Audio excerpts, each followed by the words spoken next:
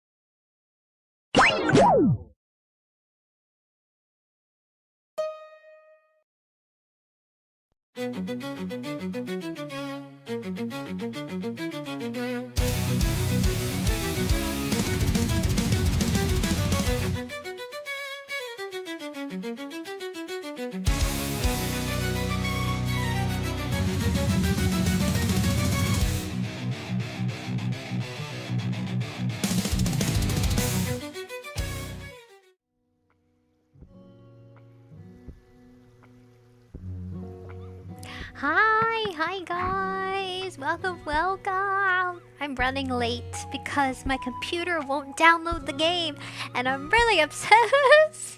How are you doing? I missed you all so much. Sorry, I get really, when I'm excited, I get so loud. Hello, I missed you. Today we're gonna play a really cool spooky demo. It's called the Bagman, and the Bagman is supposed to be like a horror, almost like a horror film, a horror chick film, chick flick. I don't know. Recently, I really love my thriller stories. I've been watching and listening Dark Asia with Megan, where she talks and shares stories from like her viewers on her community, or like urban legends. I really love that stuff. Yeah, my lovey-dovey eyes. Gonna do some ASMR. Welcome! I can do a little shout out for you guys. Muertos, thank you so much for 8 months as a guild membership buddy. Thank you so much. I just wanted to say thank you for your support and your love. I got a notification. I was like, oh, I like that. I like YouTube does that. I got a little too close there. I'm trying to download the game, and then I had to change my clothes. I just got home from work, so like I wanted to get comfy and cozy. Aw, such a cute starting screen. Thank you. I'm glad you like it. I'm glad you love it. I'm gonna like bat my eyes at you. Blink a blink. Yeah, I made that one probably like 3 or 4 months ago. It repeats, but I have to turn off the orchestra epic music. I love the little loading hamster screen. That cute little hamster. I looked for like little hamster wheel noises, which was really hard to find. But I found something squeaky squeaky. I wanted to give like, I don't know, kind of like that old-timey game vibe from the early 2000s where they had weird loading screens. I was going for that vibe.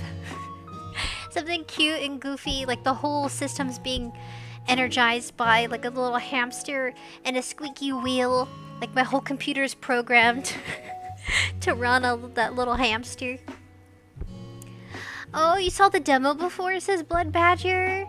Evie says, hey, hi buddies. Let me do a shout out to all my buddies who came in today.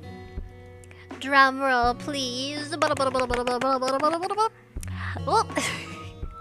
Nator Green, Nimbly the Deadly Nader. Then we have Muertos, Blood Badger, Virgil, Linksy, Evie. Welcome. I feel like I'm hosting. I'm hosting. Oh, which one is this one? Nope. There you go. I don't know. I really love the heart. Oh, I really love the lovely dovey eyes. Ka-thump, ka-thump, ka-thunk. I love it. I heard about all the drama. Did you guys hear about the drama? I heard about it. I've been watching video after video. And I've just been thinking about it. There's another VTuber live streamer drama, but it really isn't. It's about relationships and how cheating's bad. I think that's really it. It's pretty much it. It's because it's one of... I've been... On and off, I've been watching Valkyrie, so I know a lot about... I guess I know a lot about, like, her friend groups, but I don't know any of them personally. Just as an audience member. Hi, Nator Green! Hello! What drama? About a streamer went viral, and of course it's a Google Doc, which is really dumb. It's so stupid, guys. It's the most stupidest drama ever. So a streamer who's good friends with Valkyrie, I know his name. He turned out to be a player, and he had a harem. Can you believe it? I'm kind of actually impressed. cheating's bad. Cheating's very wrong and it hurtful. But he had a harem. I was like, wow. I mean, I thought, I wish I can get... I'm just thinking, like, here I am trying to get a date, trying to go on dates, and here this streamer is with a harem. I was like, I can see why the men were mad. Like, a lot of people who can be envious of popular streamers that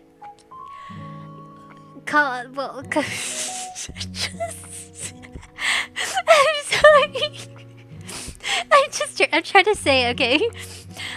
Anyway, yeah, he had a harem, and it was like a variety of cosplayer girls, VTuber girls, who ended up having relationships and relations with him. I thought it was so interesting. I was just so intrigued, like, how does he have all this Riz? I was like, can you give Riz classes? I'm over here trying to get a date, but he's over here, you know, running the whole system. I thought it was so interesting. I really did, like, socially. And I could tell. So it turns out this popular streamer had a girlfriend for several years now, but it hasn't been confirmed. And I want to say he's Korean. And so I can't download the game right now. I'm trying to, but it won't let me. I'm trying to download the demo game for the Bagman. I tried to restart my Steam app. I'm closing it, reopening it. It's not downloading, so we can just do React today. I'll save the Bagman demo for another day. I really want to play this game. But I think socializing and chatting with you and reacting to stuff is also just as equally entertaining as playing a demo horror game. This one looks so cool. It took me like, I think, all afternoon. I think it took me 2 days to make the thumbnail. I make my own thumbnails if anybody doesn't know. I use Canva, and then I find transparent vector graphics online. I usually use the Google Chrome to copy and paste images and like remove backgrounds. It's just much easier for me. That's the web browser I use. Really easy to copy and paste. Like hands, teeth, eyes, all sorts of things that could help make a thumbnail pop. I'm really proud of this thumbnail. It looks so good. I was going for like late 90s, early 2000s vibe, because the horror game is about a mysterious serial killer attacking people in an apartment complex and skinning them alive and making them into furniture, or in this case, like a bag. Like, he's making a leather human bag. And I'm just like, I love my horror games. Oh my gosh. And this face expression is making me look more guilty. It really is, though. I can't help it. I really love my thrillers. It makes me feel alive. I haven't gone on a date recently, says Nature Green. Evie says, I know what you're talking about, says Evie. Oh, hell yeah, Evie. I'm up in that juicy gossip. I think it's so silly. I really think it was more of like a call-out post. You know, I think date whoever you want. It didn't have to go public, but I think people are just looking for drama and they got bored. I honestly think that's what it was. People got bored, there wasn't enough drama on the internet, so they created their own new drama. Yeah. But then I started thinking, I watched Megan Moon. She's super cool. She basically is an American. She went to South Korea. She was traveling abroad. She was living abroad, so she was traveling, then she was living abroad in South Korea. So she got married and fell in love, has 2 babies, a boy and a girl, and she talks about Korean culture. And I really love when she goes into dating culture, because she experienced it firsthand. When you start dating into different cultures, well, the unmentioned name. Oh, what was that? Did you see that? I saw that. What the heck was that?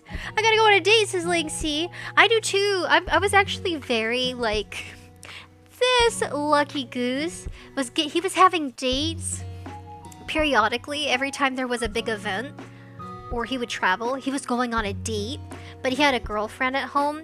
It never specified if he was married. I don't think he's married. See, that's where it gets tricky as a content creator, because some people like to share their personal life. He was very private, so people just assumed he was single. Which is interesting. I really love looking into different cultures when it comes to dating, because oh, there I go. Hold on, I will fix that. My phone died, so I have to switch.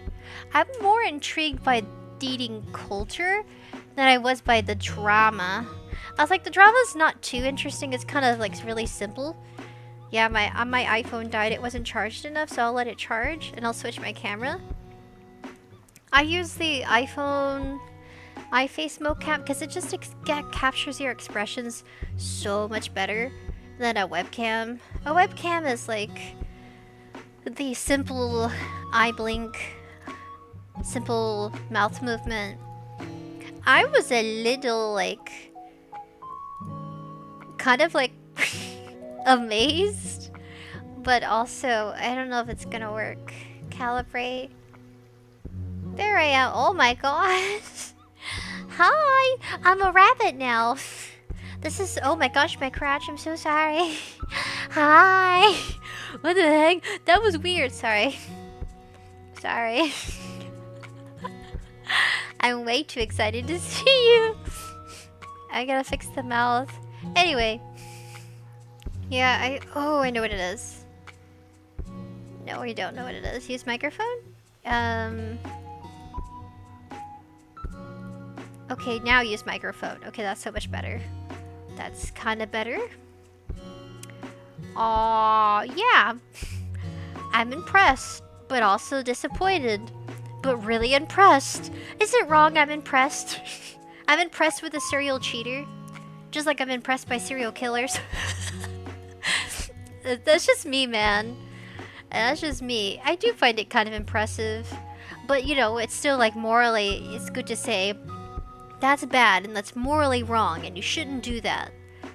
But also, like, I like to figure out, I like to get into like the psychology. Sync types, advanced, volume gain, it's too sensitive. My mouth is way too sensitive. I'm trying to figure out how to fix it. Because if not, it's just gaping mouth. Physical strength, dragging physics. I have to readjust since I switched cameras. Anyway. Well, you're not going to tickle me, mate. Rainbow Dash! Clyde! Clyde, you turned into Rainbow Dash? I love Rainbow Dash. She's so cute, but my favorite's Pinkie Pie. I love Pinkie Pie. She's so full of energy. She's, oh, sorry, my eyeballs. My eyeballs! Yeah, I wanted to go into like the cultural aspect. I'm just gonna always blink in unison. I was watching Megan Moon where she said a lot of like dating in South Korea is performative. So I wanted to kind of like, if we're gonna talk about that drama, we also should talk about culturally where he's coming from. Not to excuse, but to get into his mindset, because that's the most interesting part. Successful streamer, goes on dates, gets more than I've ever gotten in a year, okay, several years. He was getting a lot of getting a lot of love, man. That is so like, wow. We got our fellow men out here struggling to get a date, and he's over here winning it like winning it like a gacha game. You know, he's gotta catch them all. But yeah, Pinkie's goddess is blood better. I love you, Pinkie. Pinkie actually gets a boyfriend, if anybody doesn't know. Pinkie out here getting a boyfriend while I'm looking for one. It takes time, and you shouldn't rush into a relationship for the sake of being in a relationship. And I kind of think that I don't know, I'm just... Any thoughts about cheating? What if you were a popular streamer? Let's put you in the perspective. If you were a popular streamer, sorry, my eyes are going crazy. My eyes are going crazy. Should I change this? Can I change this? Oh no, that's so wrong. Oh wait, I don't know. Hold on a second. There. If you were a popular streamer, and let's say you're very attractive, or let's say you're automatically attractive, because I think most people, at least to me, I think most people are attractive. My standards aren't really for beauty, it's more for like personality, because you can be really attractive and then not have a very good personality, or have a personality that's wonderful, but it's just not, you guys don't have any common interest. Let me see if I can pull it up. I don't know, since I can't play the horror game, that's one of my first thoughts. Cheese Sandwich, aka Weird Al. I heard about Weird Al. Weird Al is he's a comedian, voice actor. He was supposed to voice, at least he was, the first runner-up to voice Lucifer Morningstar in the Has Been Hotel series. Weird Al. He starred in some animations. He has a really nice, good voice. He plays wacky, weird characters. Did you guys see Smiling Friends dating Alan, where Alan went on a date? She really looks like Roxanne from a Goofy movie, where Max dates Roxanne, and she's like this hot ginger chick. Alan dates some girl similar, but it's like he gets trolled. I was like, damn, Alan! Everybody out here getting dates? Oh my goodness. Nature Green says, honestly, I need to get back on the horse of dating, but I felt like I haven't had time. I would say that dating is such a very delicate thing. You don't want to go on dates with people, or like force yourself to go on dates just for the sake of feeling normal. That's how I feel about dating. There's like this expectation that you should be in a relationship, tie the knot, have kids, pop out some babies. At least for me, I feel a lot of pressure with that as a woman, because I'm like almost 30. That sort of thing. And I guess I kind of envy men. You could start having a family much later in life, and you don't have to really worry about anything but, you know, how much money you make financially, and looks and appearances. I guess you still do have a lot to upkeep and worry about, but at least you can still reproduce past the age of 40 or 50 and still find a woman in her 30s or late 20s. I would think if you're a man in your 50s, it would be best to date a woman who's like 25 and up, because her brain is fully developed, so you don't have to worry about her changing her mind. Yeah, usually 25 is like where people can cognitively function completely, like their whole brain is fully developed at like the max capacity, and you don't have like development, psychological development. And the same goes for like problem solving, and certain types of people can develop and understand things better. Is a simple way of putting it, a very simple basic way of putting it. Rainbow Dash says, oh, I ran into a wall. You're so beautiful. You're so beautiful, Rainbow Dash. I would love to eat Rainbow Dash. Bet she tastes like Skittles. NATO Green, the Apostle Paul says, if you don't have a wife, don't look for one, but if you have one, don't get rid of her. I know people have a hard time compromising in relationships, and it can be extremely challenging to give up something, because to compromise, you have to give something up, and it could be anything.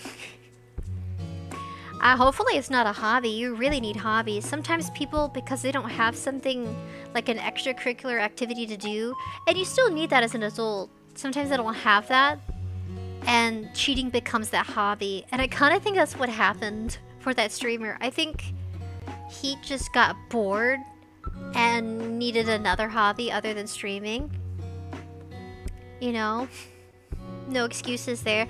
But I really wanted to do a dive into Korean dating culture and touch less on the specifics of that situation, not too detailed, because you can find it. Moojin covered it, but Moojin also had a play in organizing it, or at least organizing it to where he was going to address it for a video, which is fine. That's what people do as creators. At the same time, anybody who was involved with that situation, I would never want to cross paths with them. I just don't like and appreciate the lack of maturity they have and a lack of discretion. I get it, you want to do a call out post for someone who's been doing some not so great things behind the scenes, but if you really wanted them to change for the better, it's not gonna start by posting it all over social media. Social media isn't where people have the big change of heart. It's usually like, why not do it in person? You know, maybe that wouldn't be such a great idea. That could end in disaster too, where people address it in person. Like, hey, we want to come together privately and talk about your behavior because it's affecting our community and the friendships we have, sort of thing. And nobody ever wants to sit at a table with people they know and feel exposed for their dating life. Or also, sounds tragic to me. It sounds like a tragedy. But I mean, so don't feel bad if you're not dating as often as you want to, or if you're not in a perfect relationship. It could be a lot worse. You could be outed on social media because you run into a crazy chick who really, you know, wants her sugar daddy. It kind of was like that. That's why I was impressed. I was like, wow, you're a sugar daddy? I think he's 35. I'm almost 30. He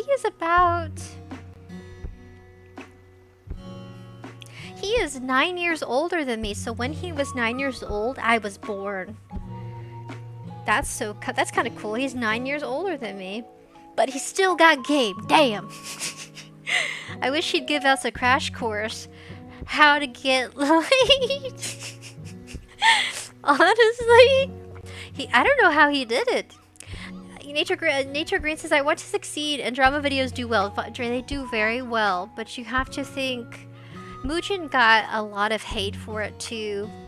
It's just the way he could have waited for more details. I think he rushed into it because people really like to cover drama first. It does cover it does great, but then there's also the downside of everybody's going to be hesitant on wanting to engage with you, knowing that you're going to make content out of their misery. And that's why I wanted to hear your take on it. What if you were in his position and you were just kind of dating whoever you wanted, or to think he had the power and maybe power, influence, and money to do it. Like those three things. And also, women were throwing themselves at him too. And sometimes let's just say, sometimes ordinary people who may not even seem like they're capable of doing serial cheating, when you have punani thrown at you left and right in your DMs, on your socials, constantly bzz, bzz, bzz. Hey, hi there, handsome. Oh, you know, like, of course, who's not gonna want to take the grab? Like, what kind of man, what man wouldn't be tempted for, oh, I would really like to talk to you. I think you're so cool. You're just getting all these compliments, people trying to engage with you. You know you're attractive. I mean, come on, it's the perfect equation for this outcome. And he just happened to stumble upon crazy.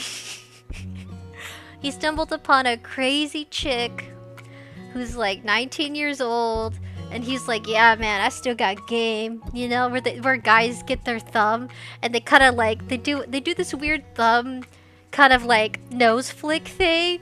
He's like, yeah, I got game, yeah. I'm like, oh, brother. And I honestly think that's what happened. It could happen to anybody. If you get that popular, people really like you. You have like hate to love ratio. Love ratio is pretty high. Honestly, I think it made him popular with the women. Now all the women on social media, thanks to these bimbos, I'm calling them bimbos because they kind of made it worse. They just added gasoline to the fire. Now all the women are thinking, wow, if I just message him and send him sexy pictures and sexy audio, he's gonna give me money. That's what a lot of women are probably thinking now. That streamer, him? Really? He's a sugar daddy? You don't say. Oh, wow. I feel like they made it worse and they don't even realize it. Because it puts more spotlight. No one's gonna care if he's a serial cheater. Because it's cheating, lying, toxic relationships is kind of like the norm now. It's not the standard. It's just been so normalized for people. They don't even know how to create a healthy relationship. So I'm just gonna say it like pretty blunt. It's probably gonna make him popular. I think this is gonna bounce and do the opposite effect. I'm gonna be the little guy that says this crazy opinion. But if I turn out to be right, damn. Can I just get a win? Can I get a win, universe? I think I'm making valid points though. He has money. He is popular. He's polite. He's a gentleman. And I think honestly, compared to a lot of serial cheaters, he was polite throughout the whole arrangement of getting bashed, betrayed, and publicly executed. He had class, because some men lash out, throw a tantrum, say horrible, shitty things. And you know what this guy did? Polite voice. I'm kind of just wow. How do I define it? It was polite, shy, conservative. How else to describe it? I'm just thinking, how could you respond to a lot of, that intense criticism? I mean, of course, his behavior he needs to correct his own behavior. Nobody can correct him. It's something he's gonna learn on his own. I mean, just any thoughts, guys? Tickling uses Rainbow Dash? Aw. Are you? Sorry, I got so, kinda just... That's what I've been thinking. I think for some people, it can really do them in. But I really don't think it's gonna change anything for him. Other than people realize, oh wow, he's human. He's flawed. It makes him more relatable. It makes him kind of admirable to some people. Like, wow, you can rizz it up. Who doesn't like a rizzler? I just think it's gonna do the opposite. It says, blah, blah, blah. Evie says, I agree, because my haters are too afraid to discuss things in private. That's what I'm saying. Like, were they too afraid to sit down with him? Like, honestly, he has the deck of cards. He can play the game however he wants. Sure, they have proof that he is a serial cheater, and he's got game. I think all he has are compliments, from me at least. Yes, cheating is wrong. Cheating hurts, but people do it all the time. People I know, people you know, family, friends, co-workers. It is such a normal thing in a lot of cultures. And you know what? Honestly, he was very private about it. He wasn't boasting it. He just got the wrong crazy chick at the end. I would tell him personally, listen, man, she's gonna milk you dry. Stay away from her. Like, don't go diddling crazy. Because they just crazy. It just gets worse. She's gonna... Honestly, I think her goal was to have him break up with his girlfriend so she could move in as his ex-girlfriend moves out. And honestly, if I was the ex-girlfriend, I would be like, okay, whatever. I'm used to this. I mean, they've been together for 5 years. I mean, she's kind of set financially for life. If he's the sugar daddy of several chicks, plus her, wow, he's got an empire. I'm sorry, I just can't hate on him because he's a human. We're all human. If you have Poo Nanny thrown at you left and right as fast as he did in his DMs, you would be the diddler rizzler too. If I'm being honest, you can switch the genders. I'm sure there are female streamers out there who have a roster of men they got lined up in their DMs, but you don't see any of those men outing out those female streamers because it's true. You really think it's just him out there doing that? Honestly, you don't think Muujin or any of your favorite VTubers don't got people DMing them offers or compliments, showering them with money or love? That's just what happens when you become a public figure. Not that it should be normalized, but just don't expect people to not be tempted or to not have a bad habit developing over time. I doubt it happened overnight, and I don't think that's who he was. I think that's just who he became, especially when you're just receiving all this admiration all around. Especially his audience is primarily female. I don't condone cheating or being or dating, being a serial dater or cheater, but it's still impressive. Nature Green says, yes, if I had fangirls, I would date them. See, Nature Green, see? You share me your thoughts, men. If you were in his position, would you become the rizzler, diddler? I'm sorry. I'm trying to make it silly. That's all I can think about. I'm trying to say it appropriately, but also like say it in a funny way, because I think people took it way too seriously and they tried framing him as a predator. She's 19. She's almost 20. I mean, I hope to God he drops her. To me, it sounds like to me she would still talk to him and date him if she could, even if he's still with his girlfriend. That's why she would feel more better about it and less guilty. That's why she kept encouraging him to break up with his girlfriend. If I was him, honestly, just please drop her. Please drop her. Take care of yourself. You can find another sexy cosplayer.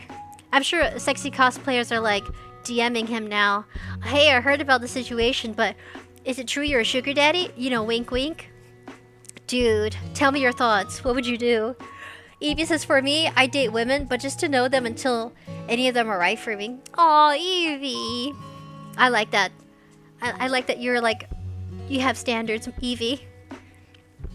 JK Alric, hi! Way too many people let fame get in their head. Yeah, they do. I think when you were that popular, sometimes you really do think you can do whatever you want. And I'm sure it's difficult to stay grounded when you are that close to the spotlight. I think, unfortunately, it probably did affect him. The growth, the love, the fame. My goodness, things to worry about. I'm so glad I don't have the heart monitor on. I don't know why this was so intriguing and exciting. It was like a love heist. This felt like a drama. Not a very melodrama, but it just felt like a crazy love story. He's gonna have crazy stories to tell his kids someday. He'd be like, yeah, your dad was a hoe. But he was good at it. But he's good at it. I don't know. And he's polite. It's not like he abused any of them, right? So it's like, wow. I don't know, man. Evie says, Maziguri can't let go of the drama, but made an 11-hour video which she made more lies just to get attention. She did it because the drama, which she did, teared the whole anime community, friends, and etc. I'm sorry to hear that. Maruzugiri? I've never heard of them before. Interesting, Evie. I like your take on it. Yeah, I don't know. Lying's not gonna get anywhere. Yeah, I think people are just bored and have no love life. Me? I don't have any fascinating stories to tell you about my love life. It's pretty dried up and dead. That's why when I heard this, I was like, wow. Can you share your Riz with me? Please? Can you rub off on me so I could just get one date this year? Please? Like a neutral date, like a genuine date. I don't want to date anybody in the social online community. I want to date an ordinary Joe who's going to work, knows nothing about VTubers. I just want to date an ordinary man. He could have the most boring, basic office job, and I'd be so fine with it. I like the idea of ordinary, simple life, and still finding love in the mix of it. Man, these gas prices are high, by the way. Speaking of ordinary life, ordinary mundane things, the prices are so high because of the war. Nature Green says, does cheating make you more relatable? I think so. I think, of course, everyone's frowning on it. People are frowning and leaving horrible comments, but they cheat too. And to me, I'm looking at everybody like a hypocrite. If you cover a drama about someone cheating, you better pray to God that you're the most holiest person to ever walk this earth.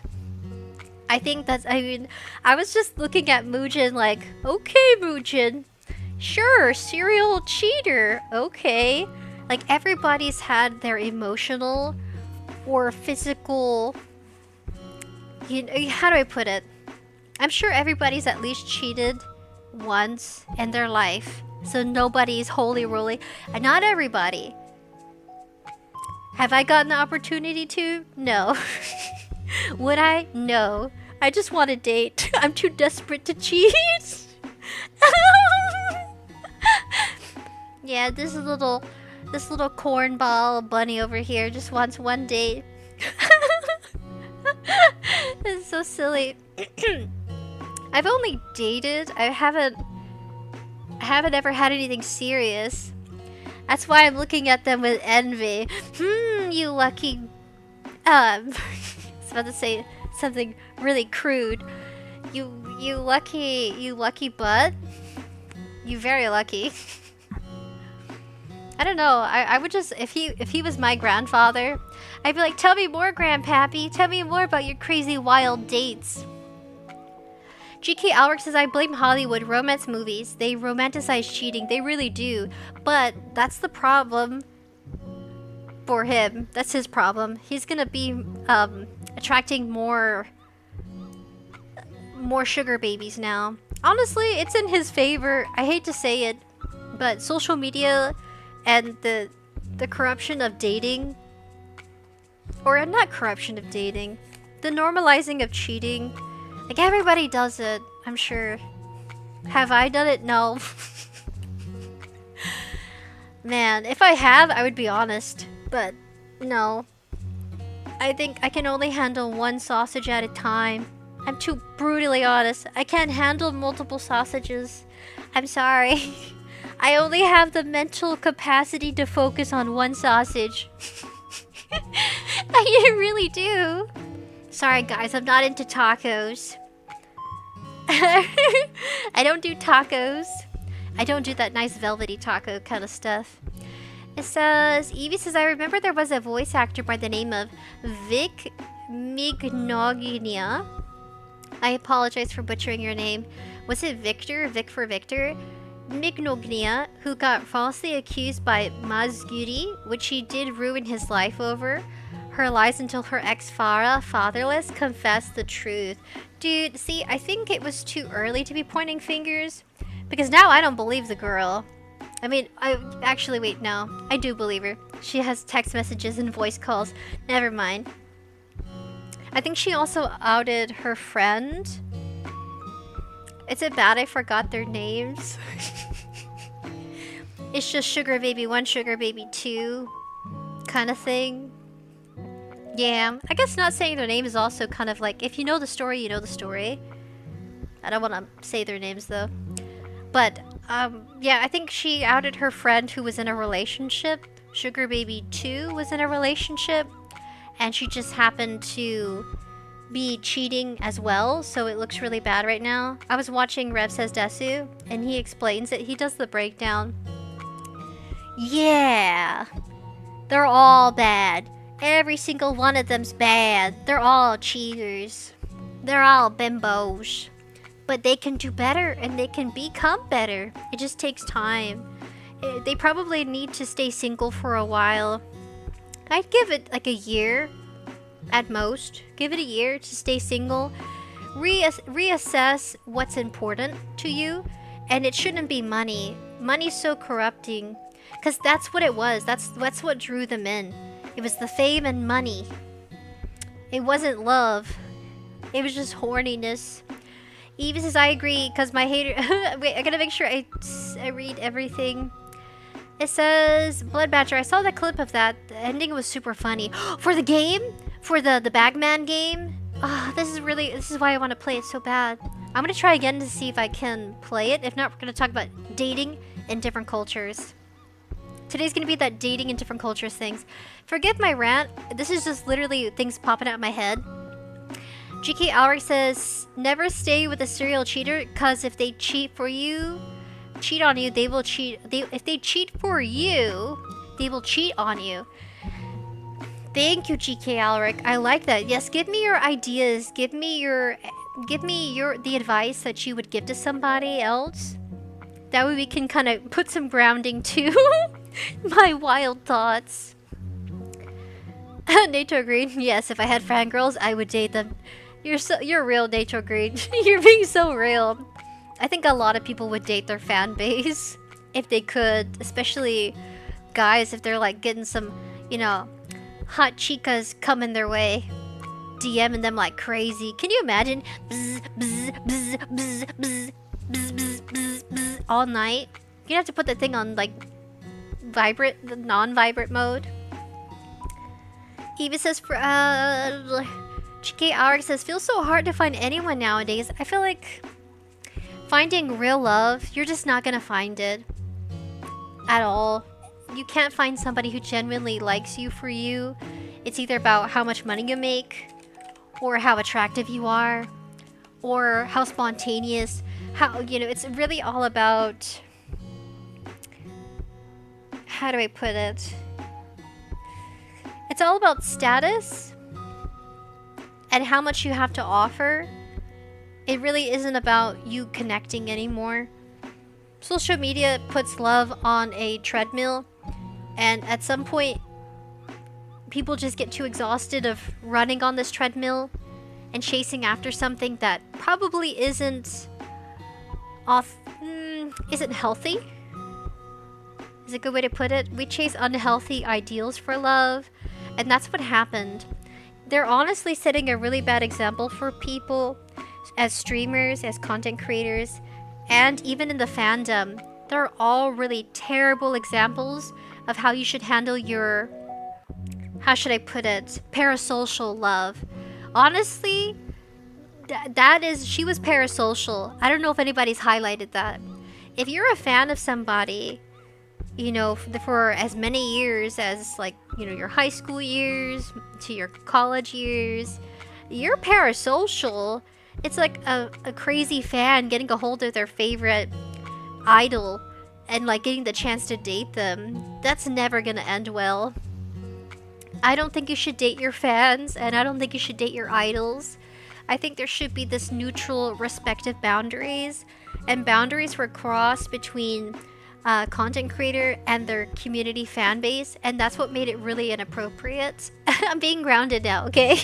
I gave the compliments, now I'm being grounded. And I don't think I've heard anybody say that. That's why it's toxic. That's why it ended bad. It ended in fire and in a huge explosion. But it still made everybody...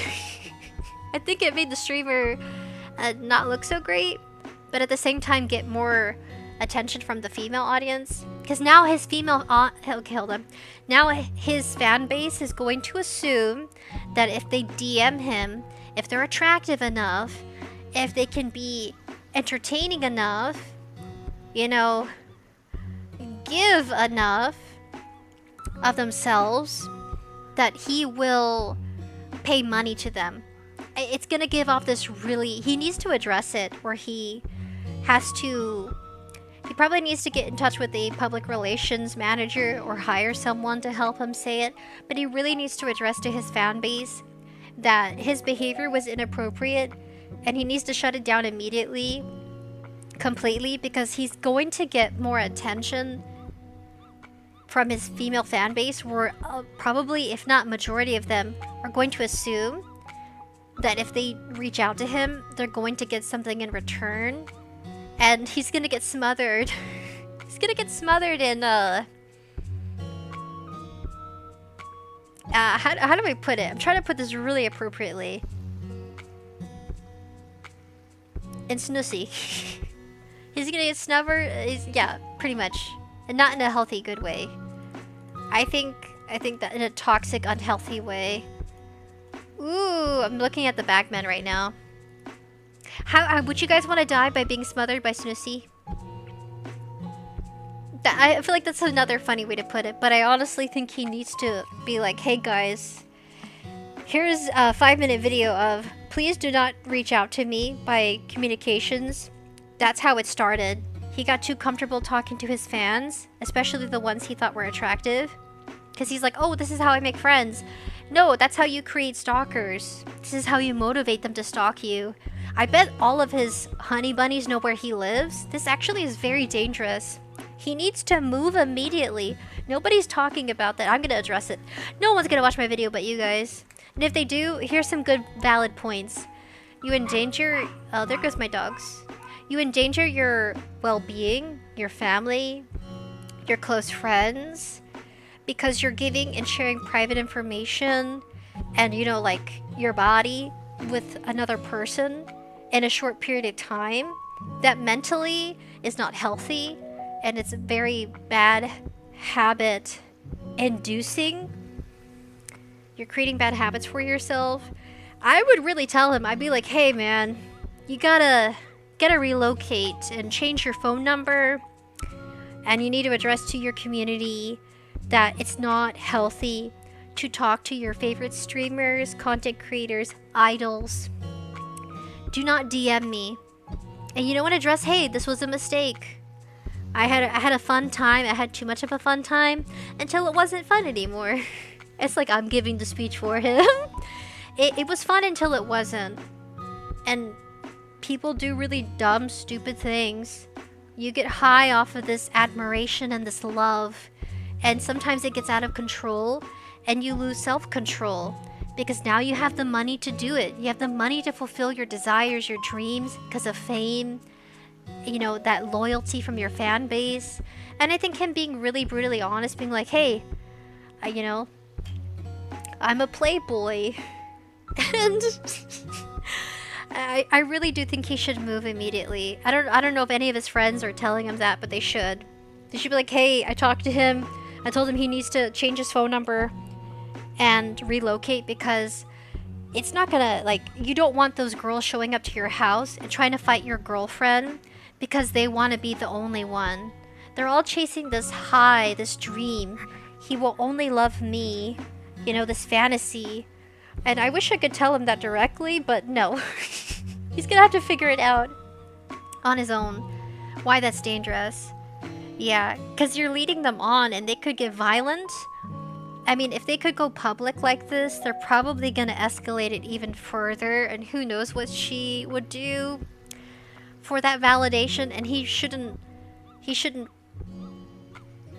and also for his girlfriend's safety too, because more than likely all of the sugar babies are gonna want to get rid of the girlfriend so that they can replace her, and the harem's hierarchy. This feels like a novel. This feels like an anime, but it's not. It feels like a really stupid romance smut plot. It does! It feels like a stupid smut plot to an anime. One streamer dude has all these hot chicks fighting over his love and attention and his money. But main chick, his girlfriend, she's having to fight them off and stuff for his love. And you know what? It makes me really sad that honestly, I would tell his girlfriend, you can't trust any of these influencers. Even if they're really nice to you, I would tell her, listen, they're all gonna want to replace you. And maybe that doesn't bother you right now, but what you have right now, or what you had with him, is probably the most real relationship he's ever gonna have in his life. Because all of these girls are just flings. you're the one real girlfriend he probably, like, I'm sure they have their differences and their difficulties, but if I could tell her, I don't even have to know her whole life story. I guess it's like, I put in perspective, if I was giving my sister a talk, like if this was me telling her, like, hey, you can't trust any of these girls. I know you're confiding in them, and that's your biggest mistake. You need to make friends outside of your circle and off the internet. Make friends and have friends that aren't going to try to take what you have, take that 5-year relationship you have. Honestly, I get it. All relationships are tough, and people cheat, and it's wrong, it's bad, it feels terrible. Psychologically, it can be very damaging to your self-esteem and how you trust people. But I would stop confiding and talking to these other online social media influencers, because I don't think they don't have good intentions for your, if they don't have good intentions for your significant other or your lover or your boyfriend, despite the wrongs they did, they probably don't have good intentions for you. I'm just being logical. I'm being brutally honest and logical. Everybody wants to hook up with your boyfriend because they realized how easy it was, and you probably should create some healthy boundaries where you don't share as much anymore, because that's how it started. It started when you started sharing that personal information about your relationship with him. You just gave them ammo. Yes, you're hurting, and you want him to hurt too, but your safety is probably more important than your self-image right now. Safety is way more important than what people are thinking about you, and you shouldn't let his behavior be the final judgment about your self-worth, because it isn't. And that's if I was telling her directly. She'll never see this, but I'm just being honest. If that was my sister, she had a serial cheating boyfriend who happened to be an influencer, I would tell her, you need to stop talking to those girls, because they're only going to make it worse. Or whoever you were talking to. Look how it blew up out of proportion. You can socially humiliate him all you want, but it's not going to help him change as a person. And it certainly isn't going to teach him a lesson. It's just going to make him more popular for the wrong reasons. People are going to come to him, and try to reach out to him because they know if they just throw a little sugar his way, how easy it is to deceive, manipulate, and basically use him. Because that's kind of like how it was. It was these unhealthy, very, how do I put it? If money is what they really wanted, then it's not really like he loved any of them at all. I didn't realize how emotional this would get. It wasn't love. It was just lust. And none of them mean as much as you do. And I don't think any of them are going to tell you that, because they don't want you to know that. That's what I would tell my sister. You mean a lot more to him than any of these girls. And that's why they're mad. Because you're still there. He's still there with you. Yes, you don't get along. Yes, you hate each other sometimes. But you still make it work. Under all this stress and pressure from everybody who's telling you to break up with him, really think about what's best for you. You know what I mean? Don't let me decide for you. Don't let them decide for you. Because you know the outcome. You know what these girls want. They want you to get scared, overwhelmed, be stressed out. They want you to be paranoid, miserable, and unhappy. So that way they can get you out of the way and get to that source of income they so badly, desperately want. Because that's what a sugar baby does. That's what the girls want. And they should be honest. I respect a sugar baby who's honest. I want his money. I want to go on trips. I want his body. Just be honest. I respect women and men who are honest. I respect them more than deceitful people. Honestly. It's not a lifestyle that's healthy that you should strive for. But it's better if people were just very transparent. It was a transactional relationship, and they don't mean anything to him, probably. He'll throw them away when he's tired of them. And you'll be the one standing at the top of all these girls. They're all looking up at you, and they want what you have because they couldn't they can't even get him to break up with you. And that's what this whole ordeal is. This whole ordeal, this whole drama spill, it's just so that way they can have him. That's what it is. And it's okay if you're done and you want to put in the towel. You know, I mean, we don't know if she loves him or not. If she stayed with him for 5 years, she probably loves him. And this is what I wanted to jump into, reacting to dating in South Korea and getting that sweet, juicy gossip. Sweet, juicy knowledge. Don't feel bad if you're not where you want to be in dating and love, because it could be a whole lot worse. I want to check out Megan Moon. She just posted recently about dating in South Korea. But that's what I would tell her. I would be like, girl, you need to shut this down immediately, because you got this man by the balls, okay? You got him by the balls. Don't tell him that. Don't tell him that. But like, if you're still living with him and he's still supporting you, that's all you need. Your man a hoe, okay? He a big time little hoe, but he's your hoe. You're the pimp and he's the hoe, okay? Own it, girl, own it. You can work on that relationship. No relationship is perfect, but yeah, I want to check out Megan Moon. Let me pull it out. I'm sorry. That's what I would tell her.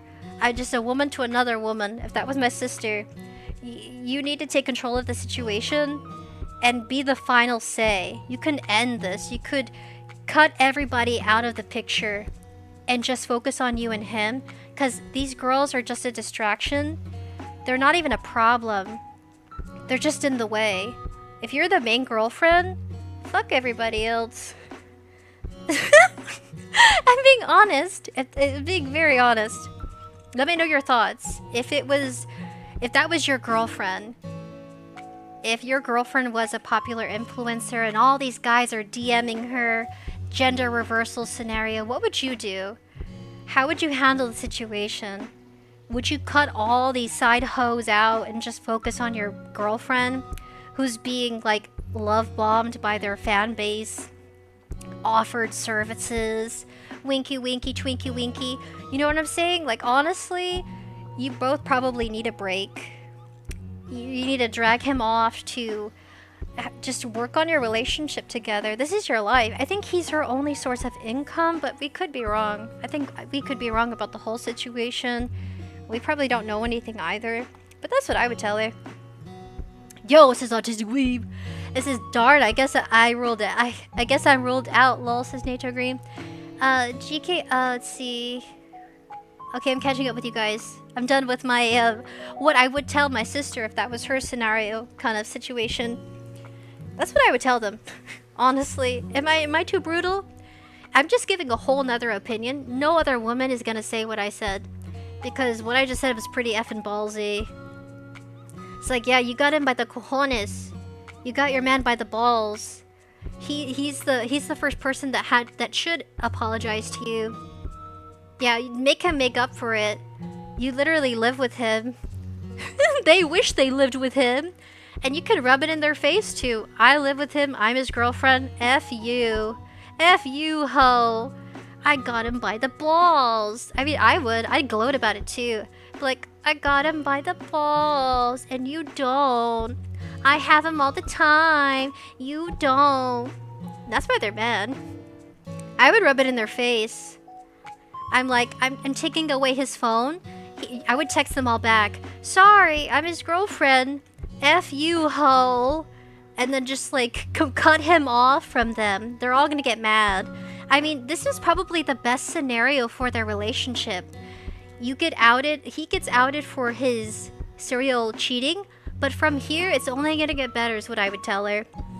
It's only gonna get better if that's the person you want to be with for the rest of your life. Because if that's it, honestly, it doesn't sound that bad. I was thinking it was like abuse, or I mean, it could. I don't know. I really don't know.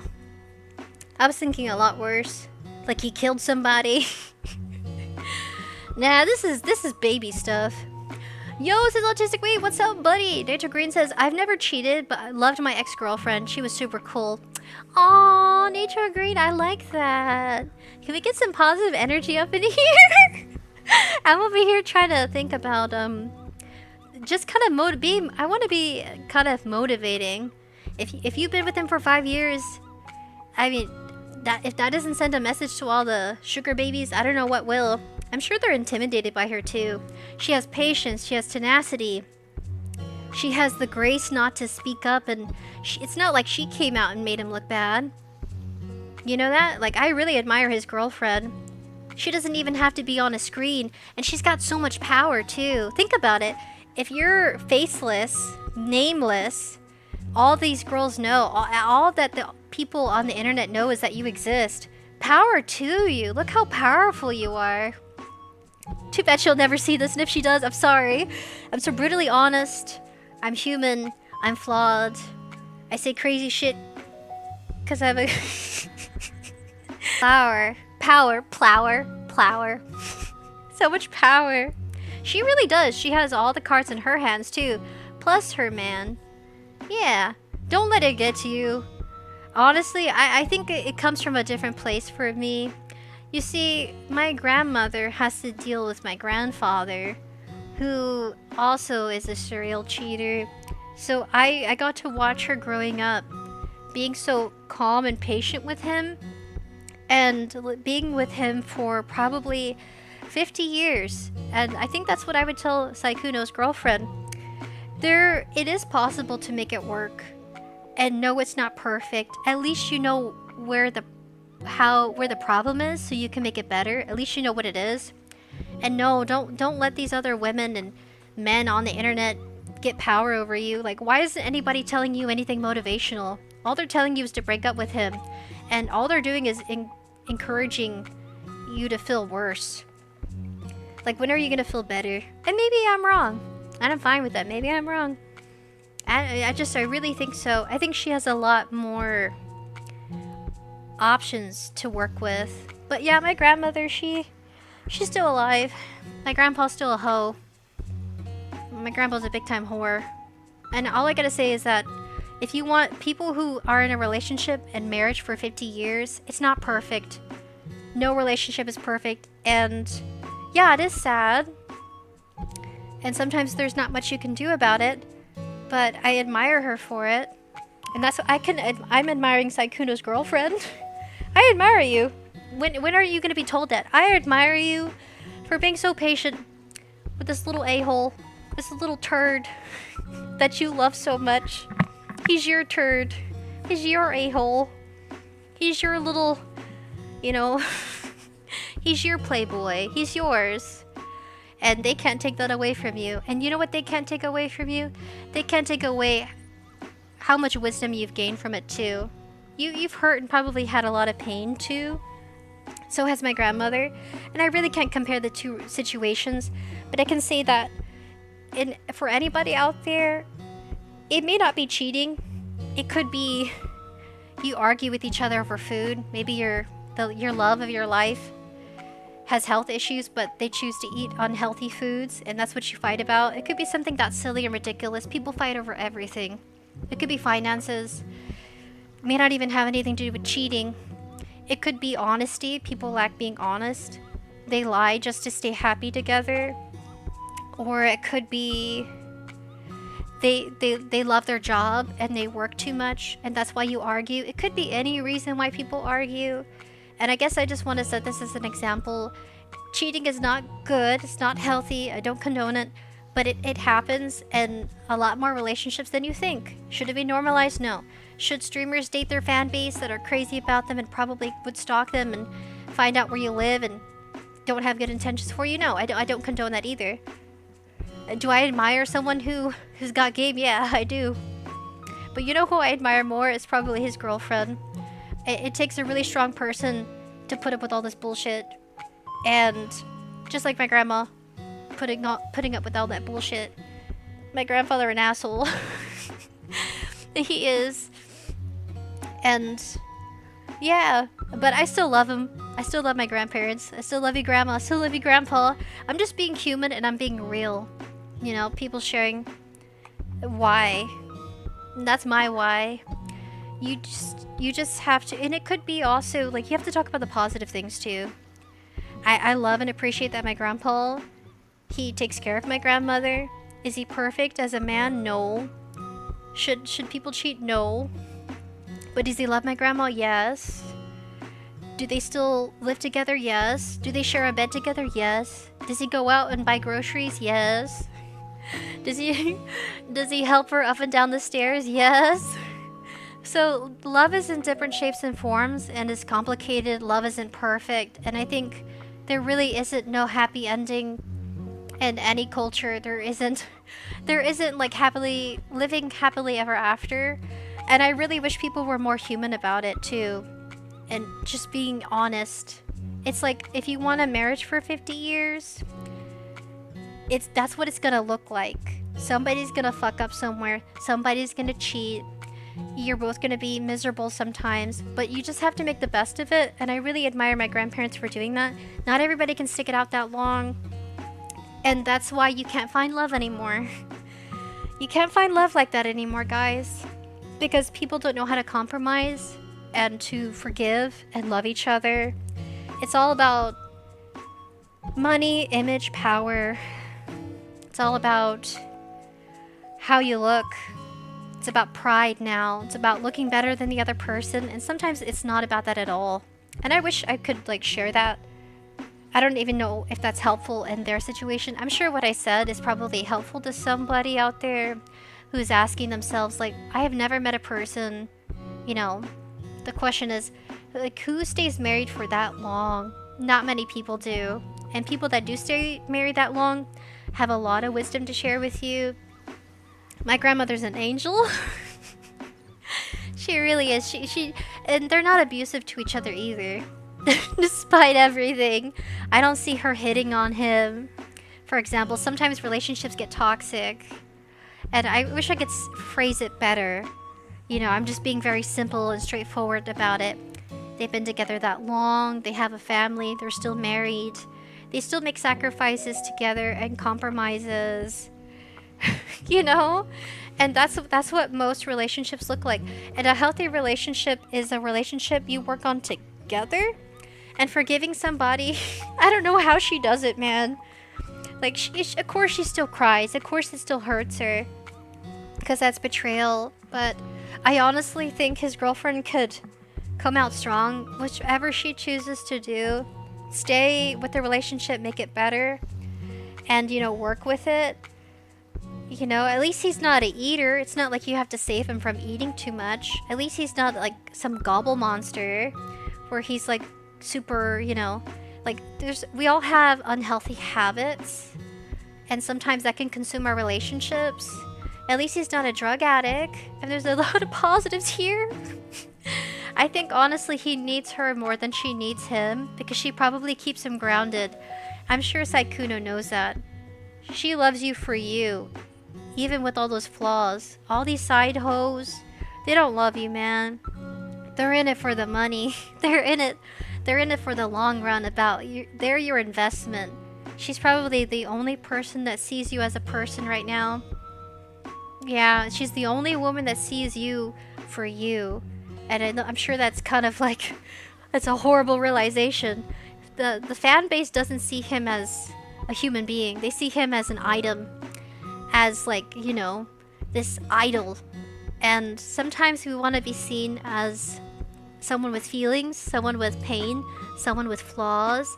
And it's really hard to do that as a content creator, because sometimes you get caught up in being an entertainer that you forget. You start to neglect yourself as an individual, and you give in to those desires. And I really think he needs her more right now than she needs him. And I'm sure there's some balance there that we don't know about. And I'm sure it'll level out somehow, but she really needs to, you know, cut. I mean, seems like those people are problematic. You know, it really does. I would cut them all off. I would say, hey, I really appreciate your help, but I think I can take it from here. Thanks for making it worse.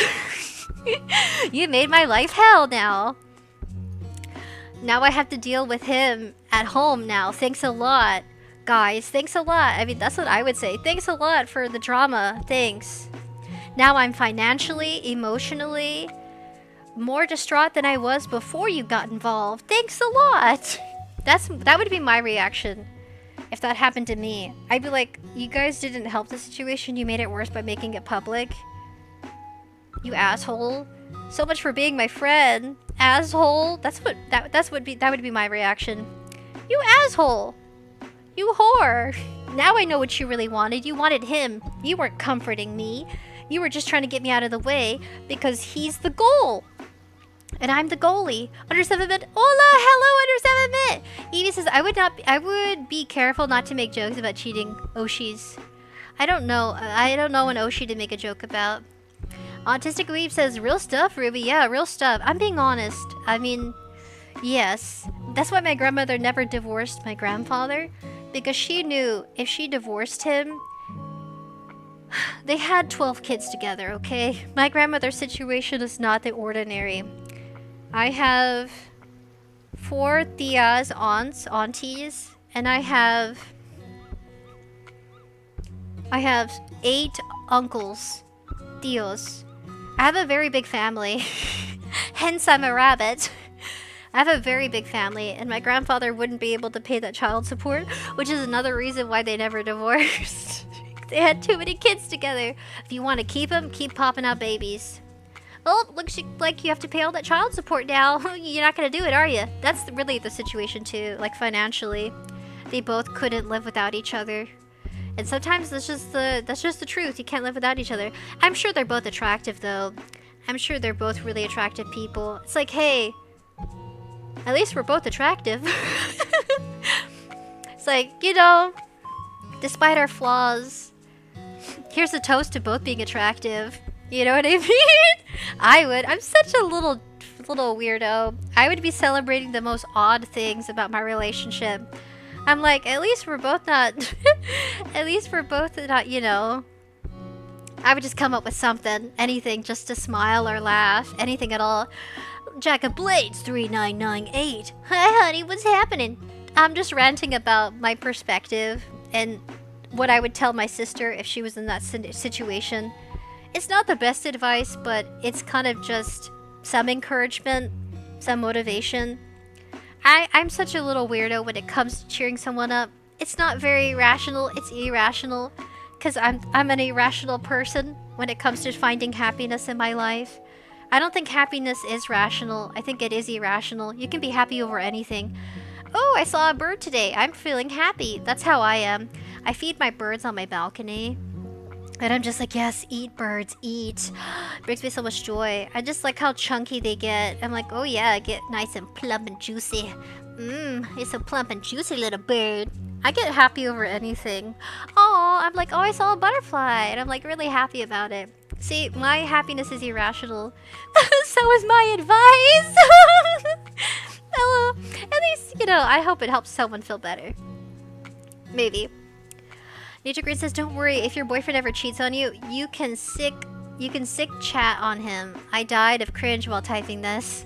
Oh, you're so cute, Nature Green. Yeah, chat away, guys. Give me your opinions. And you don't have to agree with me. I was just ranting about how much power she has and how much she has to gain, because she has leverage. And you know what? Yeah, humiliating someone isn't going to make them learn anything. Talking to them will. I would squeeze the life out of him. You're gonna talk to me. You're gonna talk to me right now. I'm taking away your devices. I'm unplugging you from the internet. That's what I would do. I'm like, I'm turning off our internet. You can't stream for the rest of this week. No more internet. You can survive without it. That's what I would do. I'm like, no more phone for you. No more virtual snussy for you, mister. You're gonna have the real thing. You're gonna have the real stuff. You're gonna make love to a person that sees you as a person and not as an item or an idol. I never want to make love to somebody who sees me as some content creator. I would never date my fan base, ever. They're not gonna see you as in like you have feelings. They're gonna be thinking, how can I make a Google Doc out of this? It's like, F you. F you, son of a gun, seeing me like throwaway trash. That's what an item is. They use you, then they lose you. They ditch you. That's what's gonna happen. GK Clark says, didn't PewDiePie marry a fan? Did he? Oh my god, I gotta drink to that. I'm sorry, I'm drinking my tea. I'm ranting. These are my thoughts. This is what I was thinking about. Yeah, that's how you react to content. I'm giving a lot of opinions that nobody would ever say on the internet. I'm such a little weirdo. Oh, I'm a little goofball. I think, yeah, that's what I would be thinking. Yeah. So, I don't know, is it true? GK Alex says they have to put the work and want to become better. That's all they have to do. Is just actually, he needs to stop texting random fans. That's really dangerous. He really should be trying to focus on relocating, and that's how he should take a break. He really needs to. I would tell his girlfriend, you guys need to relocate right now, because these bitches be crazy. They're gonna come to your house and try to scratch up his car, burn your house. You need to get out of there. You both do. You need to relocate. I don't know why nobody's addressing that. Because if they've been intimate, if he's been intimate and sharing personal things, they probably know where he lives. Hopefully he wasn't that stupid. I doubt it though. I don't think he was that dumb. It says, Evie, you know Chibi Reviews was a YouTuber that he was being picked by haters over cute anime girl drawings, but I did discuss about him including his girlfriend who cheated on him by his best friend. Dude, those are the worst cheating kind of scenarios. They cheat on you with your best friend or your siblings. Those are horrible because you still have to see your siblings, you know? If it's a family member and they cheat on you with a relative, those suck. What's worse is if those relationships work out and you have to go to their wedding. Those are the worst scenarios. It's like, yeah, my boyfriend cheated on me with my, you know, relative, and now I'm going to their wedding a year later. I would totally have a crash out. I'm like, great. You were my boyfriend, now you're her boyfriend. And now, at this point, a year later, you're her fiance. Damn, that sucks. And then you still have to see each other at family gatherings. That is total baloney. Yeah, at least it's not like that. At least it was just with strangers, but that doesn't help either. At least it wasn't with your mom. That would make it worse.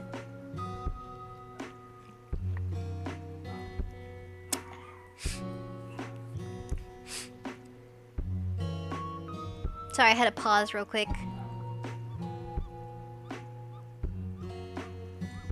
It says, Evie, his haters are making fun and shaming on him over his girlfriend cheated on him. That's awful. So they're making fun of a content creator for having their girlfriend cheat on them. That's not so bueno. That's no bueno, guys. It's bad. Very bad. I mean, how is he gonna handle that? Being made fun of? I'm just trying to think real quick. What advice could you give?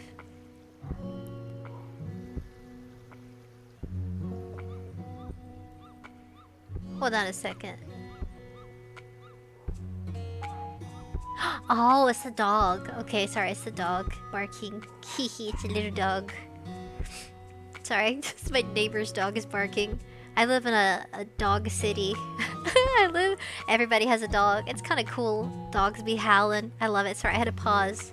I needed to pause too. I was drinking tea. I'm drinking watered down tea. Yeah, I didn't want to have the full cup of tea, so I wanted to water it down. I'm sorry to hear that, Evie. My condolences to the guy who got cheated on. And, you know, Mr. S's girlfriend. I really wish everybody the best, though. You know, me being a little goofball. Trying to find the best in everything. Finding it in the most irrational way, but maybe kind of rational way. I'm not the best person for advice, of course, but... I mean, that's what I would tell my sister if it was her. I really would. I don't know, maybe it will comfort somebody out there. Then cool, we'll be vibing then. I mean, honestly, that would be my strategy. I could give my strategy if I was in that scenario. It really would be to stop talking to everybody. I would just kind of like tell them I need some time to think this through. There's a cordial way.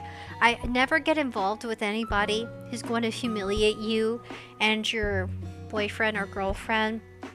And if you're being humiliated for being cheated on, you just have to really, you have to ignore it and take time off the internet, draw less attention to it. You're gonna really have to make sure you have moderators in your chat to take away those chat messages, because you don't want to be, you don't want to be known for that, to become famous for being one of the top 10, you know, well-known. Oh, is it a content creator, Evie? Chibi Reviews was a YouTuber. Yeah, a content creator was made fun of for being cheated on. It's when it happens to you, it's not funny. Sometimes people don't understand heartbreak until it happens to them, and then it's no longer funny. Cheating isn't. It shouldn't be a humiliation ritual. Have I ever been cheated on? No. I've never had a serious relationship. I've dated. I've dated men that wanted to date my sister, and that's when I was like, okay, we're done. We're done. They checking out my sister, looking at her ass and stuff, and I'm like, okay, we're done. You know what I mean? Looking at her. I was like, okay, we're done.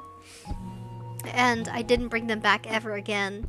And that's the test. That's the test for me. If you're looking at my sister who's in a relationship and her boyfriend was standing right there. Like, my sister's boyfriend was right next to her as my date was looking at her. He was being very inappropriate, and I quickly made sure he left right after that, because her boyfriend wasn't happy. Her boyfriend was very upset. I was like, okay, before this turns into a fight, please get out of my house. I haven't seen him in forever. I went on one date with him. My gosh. It was like a friend date. I call it a date because that's what he called it. Okay, I have a story. I have a story for you guys. So I had a friend from college, and there was a time where he was single and I was single, and I was like, do you want to like go on a date? And he's like, no. And I was like, okay, that's fine. I realized he wasn't interested in me, but he had a, okay, he kind of, no, he was a predator. Not Mr. S. Mr. S doesn't, I don't know. I don't think he's a predator, but we'll call him what do we call him? We'll call him Coconut. Call him Coconut Head, because he a big time dummy. So he would date girls that were just right out of high school. And we were both like maybe 21 or 22 at this time. And he was always dating freshmen in college that didn't have a lot of experiences with boys. And he would seek out young women, because at that point they're of age, right? They're no longer 18, or they are 18. I think he did date like an 18-year-old who was a virgin, and he was de-virginizing women. And that's, I mean, I found that out way later. I didn't know that at the time, that that's what he would do. So he was a predator. He liked dating really young, inexperienced women. And then at the time, I wasn't as experienced, at least to his knowledge. And he thought he could date me because we went on an outing together. I just wanted to catch up with him, and I didn't have many friends, period, back in college. I was so busy with school. This is story time. And we'll call him Coconut Head because he had a big head. He had a nice good round head though. He always shaved his hair down, so he did kind of look like a little coconut. Anyway, so we went out to catch up because I ended up transferring universities. I changed my major from being a vocalist to being a communication major. I'm very scatterbrained. I do apologize. I'm a scatterbrain. So we went out to this nice Japanese restaurant. I want to say it was like a mixed Asian cuisine restaurant. And we were just hanging out. And he offered to, be the chauffeur. So he drove us there and he would drive me back home. And I was catching up how it was back at the university we were at. I don't want to give the name because then that'll tell you where I am, where I live. It's not great. In short, we were catching up, and I was asking how his girlfriend was. I didn't never met her, but I remember him talking about her. And you know, everything felt fine. I think he was an engineer. He was majoring in engineer. So really busy courses. There goes my dogs. And everything was fine. Everything felt okay until I realized that to him it was a date, but for me it was meeting an old friend. And that's where it got weird. And I was like, you know what? I don't want to do anything after. I just want to go home. Because he was feeling off to me, and I hadn't seen him in like 8 months because I had just transferred. So I transferred from the spring. I think I was seeing him the following spring of I want to say I transferred to the new university back in 2019. And I saw him in spring of 2020. So spring of 2019, and I transferred over in the fall of 2019 to a new university. And I saw him the next year. Anyway, it was weird to me because I really couldn't tell if we were friends or if something was wrong. But it turns out he just wanted to hook up with me, despite the fact having a girlfriend. So I've been in that position where I had the opportunity to be the other woman. But I got really scared because honestly, we didn't ever date. We were just friends. So it was him wanting to jump from the friend zone into let's get freaky zone. And I actually almost jumped out the car because he's so much taller than me. He is like about probably 6'3". And I got scared. And I was just ready to go home. He kept making the wrong turns because he was nervous, because his proposition to me was, do you want to go see my sister? And we were driving back to my house from the restaurant, so this is at that point of meeting up with him. And I was like, oh really, your sister lives nearby? And he says, yeah, she lives nearby. So his parents make money off of buying properties and renting them out. So his sister rents from his parents, and so they have different properties, which is really smart. It's how they make their money. And so we were driving and on the highway, and we're talking about it, and he's mentioning about seeing his sister. And I was asking him, because it was getting late, would your sister want visitors this late? It was probably like 5 p.m. because we had like a late lunch together at this, this Asian cuisine restaurant. And he's like, I think she's there. And I said, are you sure you want to introduce me to your like sister? Like, I don't know her, and I kind of only planned to talk to you today. I thought it was going to be a short outing to catch up. And so in conversation, I got him to confirm whether or not his sister was there. He said, I don't know, she may or may not be there. And then I had to get him to be direct. And he finally came out with, he just wanted to hook up. And it really hurt my feelings because I thought we were just catching up as friends. So sometimes you do have to be careful on the boundaries of your friendships with men or women, because it can give them the wrong idea.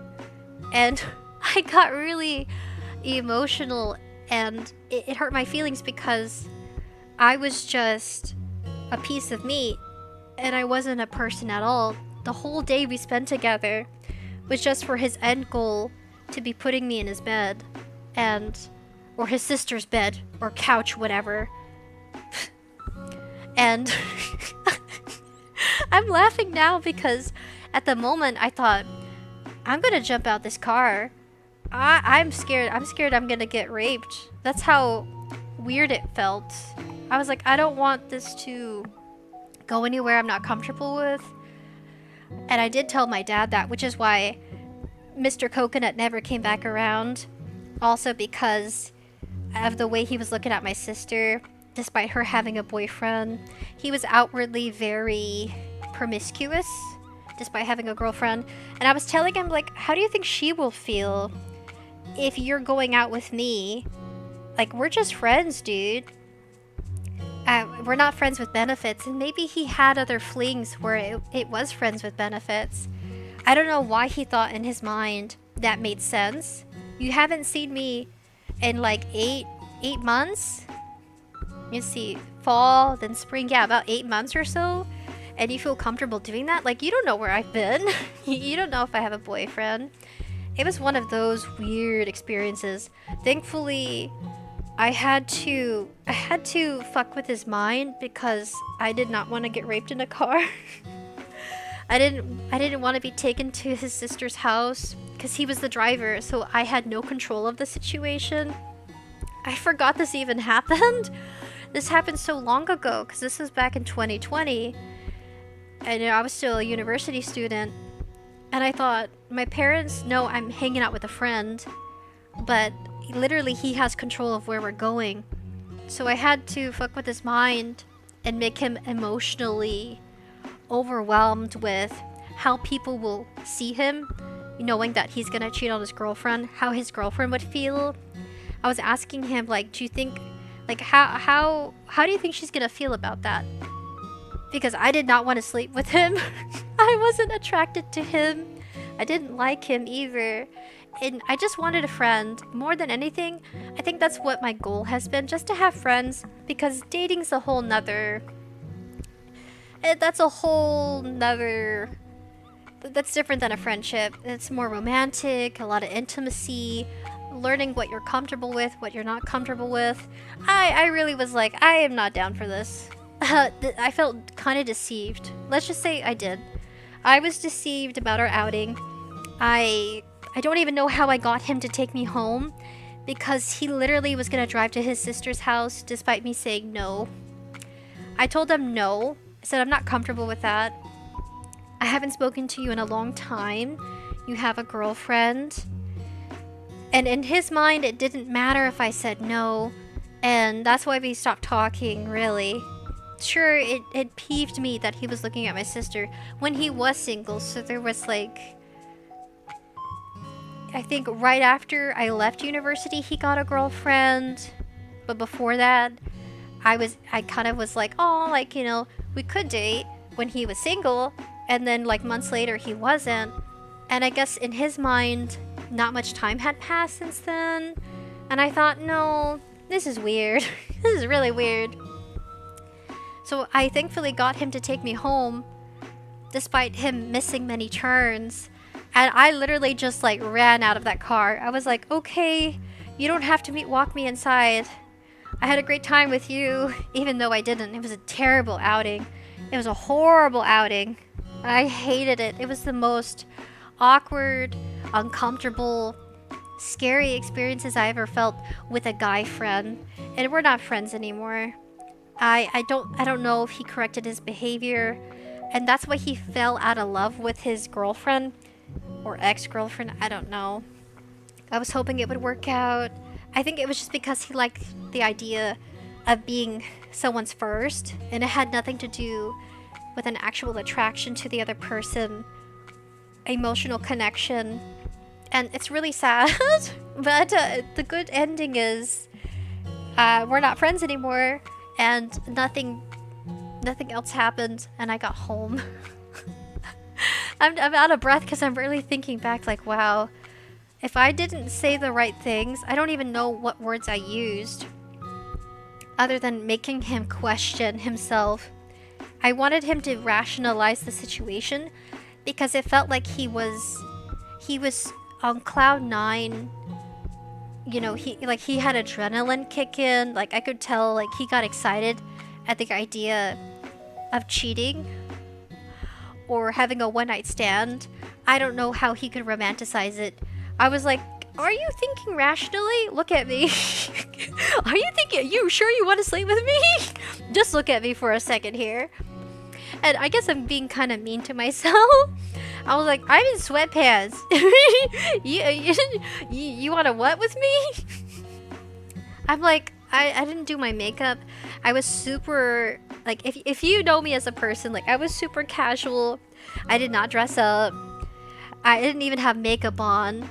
I don't even know if I did my eyebrows. I look like a super average ordinary, no makeup faced woman. And I just kept taking double takes like, you for real? Can you look at me for a minute? Can you like, I don't know, silence your horny thoughts about the JJ and really look at me for a second? Like, really look at me. If I could describe myself relatively to an anime character, yeah, at the time, I mean, even now probably, I'd be like Princess Jellyfish. I forgot her name. She's like the main protagonist. She's just an ordinary woman. She's got her thick eyebrows. She's got her baggy clothes. That's me. I freaking love her. What's her name? I gotta find it real quick. I'm sorry, I had to share that story. I really don't have advice on how to get out of that situation other than if you have to just make them question. Start asking them questions so they can start thinking, because I don't think he was thinking much. That was a really scary situation. I didn't have to call the cops or anything, or I didn't have to do anything like that. Nah. I was like, I'm never gonna see this guy again. And it's like, he knows where I live, but I told him no, so he probably won't do anything. I don't even know I don't even know if my family remembers that happening. I sure do. I think my dad does, because he was pissed off. Her name is Tsukimi. Tsukimi. That's her name. It's a nunnery. It's a nunnery full of girls who are wacky, chill, ordinary. Princess Jellyfish. 100%. I freaking love her. She's so cute. It says, Nature Grid says, you don't have to be appropriate. It's just us here. It's just men. I'm in a room full of men. I'm in a room full of grown men. You guys probably have really thick skin. I have to give men kudos to living in this era of like feminism, intense feminism. You have really thick skin to survive. I'm very proud of you. I'm gonna give you guys a round of applause for being brave, strong men. I don't know how you can deal with this very brutal tenacity, judgment, and high expectations from not all women, just social media idolizing how dating culture should be. I wanted to go into the Korean dating culture and react to it. The real problem with dating in Korea, no one talks about this. I wanted to address it in another culture, and I thought it was kind of relevant to that drama going around. Like, there's that they're dating and they're together, but there's a whole nother cultural aspect to it. It says Jack of Blades. Who are we talking about? I just got here. I can only remember the one name. I can't even remember the other women's names. And I feel bad. I really can't. I can't remember your name. I'm sorry. Not to discredit your relationship, but I can't remember. No, thank you. I don't want this, says Jiki Elric. And Jack of Blades says no. You don't want to have all that women and all that attention. I think you guys were answering that question, right? I was asking if you were in the position of fame, power, and, you know, your fan base frothing at the mouth over you. You wouldn't want that? Ooh, interesting.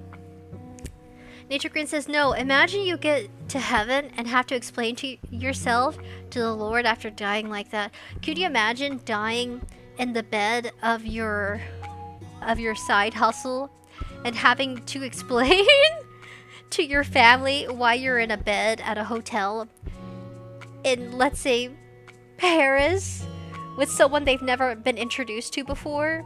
They have to go scout for your body, wait for reports like you're a missing person, and then the story goes that, oh yeah, we found them at some hotel with their lover. We didn't find the lover, but we found the body, kind of scenario. I mean, you don't know. He got really lucky. He could have been murdered. He could have been thirst trapped and murdered. He's very fortunate. Xavier, hello! Hello, Miss Ruby. Hello, hello. Your furry afternoon?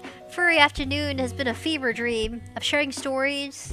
Me kind of ranting on Pretty much. Just chatting with you guys ranting.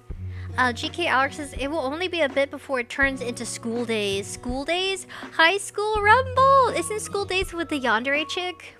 Evie says, also, male content creators should avoid going on Funsly and off-brand sites since they would scam men off in those spicy messages. Oh yeah, it's usually bots too. You get sexy bot messages and it's an AI.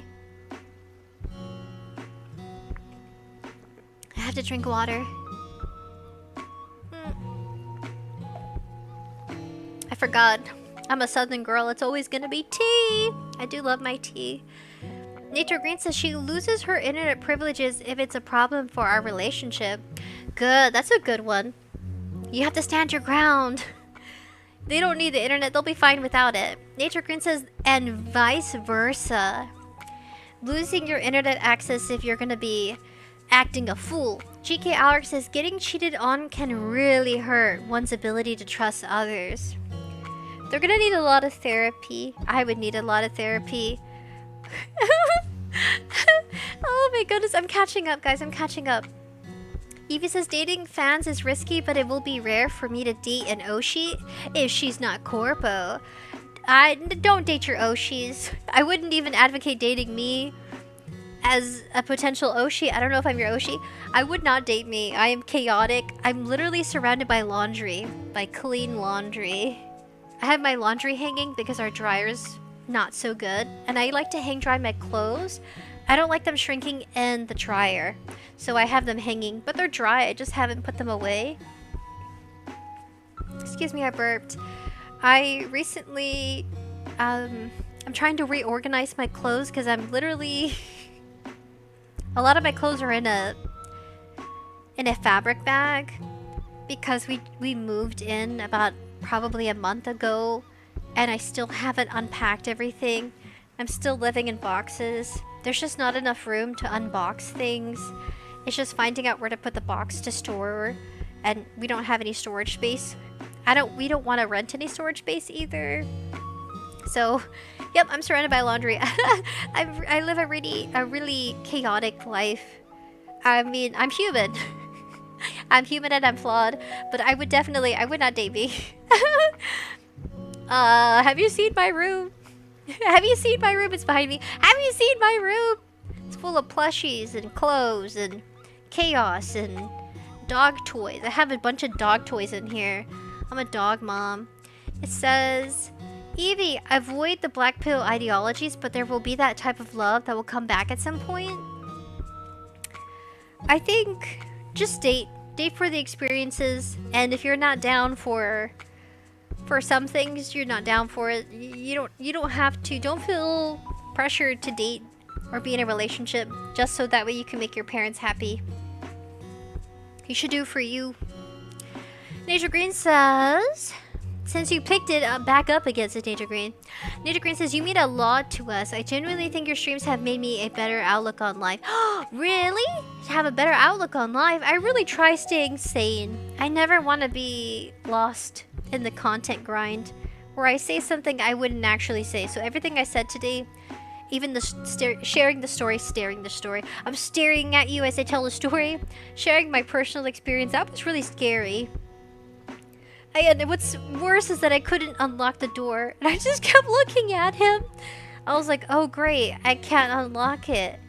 And he was going really fast on the highway. And I was like, please just let me out. I'll take an Uber from here. I'll walk the highway to the nearest gas station if I had to roll out. I don't know if I would survive without bruises and cuts. I probably would be sliced up from the road, the hot concrete road. It's really, really hot where I live. I didn't have to do that, thankfully. He just took me home after a lot of convincing from me that it was stupid to do whatever he was planning. It says, oh, Nature Green, thank you. That everything means a lot to me. I'm glad I survived that incident. Because if I didn't survive that incident, I probably wouldn't be a streamer. It says, Nadia, I probably wouldn't be. I probably would be dead or missing. Nadia A says, hello, today has been tiring. How are you doing? Chaos, dating. Oh, let me pull it out real quick. Let me pull it out. I'm gonna pull it out, guys. I'm whipping it out. I really want it. I really want to watch it. I haven't seen it. Okay. There it is. Sorry, I'm trying to catch up with you guys. I'm really happy you're chatting. I'm trying to catch up and trying to catch up. Says, that is a huge family, says GK Alric. I have a huge freaking family. I have more than 30 first cousins. I'm not kidding you. I'm a big rabbit family. A huge rabbit family. They just multiplying and multiplying and shebanging and multiplying, making love and multiplying. We're really good at multiplying. Oh my goodness. GK Alric, yes. Naughty IA says, sounds about right for old families. People really had kids back in the day. They sure did. They could afford it. Barely. My father was raised in, I would say they were poor growing up, but fortunate. Poor but fortunate. Is how I best would say it. Sorry. I'm scatterbrained because I really want to watch this. Megan Moon! Megan Moon has the best dating advice. Check out Megan Moon. She has common sense. Megan Moon! Okay, sorry. It's cringy. It was all performance. Hold on. We gotta listen to the OG mama. Oh gosh, what happened? It's not working. Oh, there it is. No, we wouldn't do this as Nature Green. I know, I could never date you guys. I value you too much. Okay, hold on. I'm sorry, Megan. Why? Trying to figure this out. Okay, that's better. I wish I was more experienced so I could give you guys, my dating advice. Oh, is this weird? It is a little weird. It is a little weird. Transform.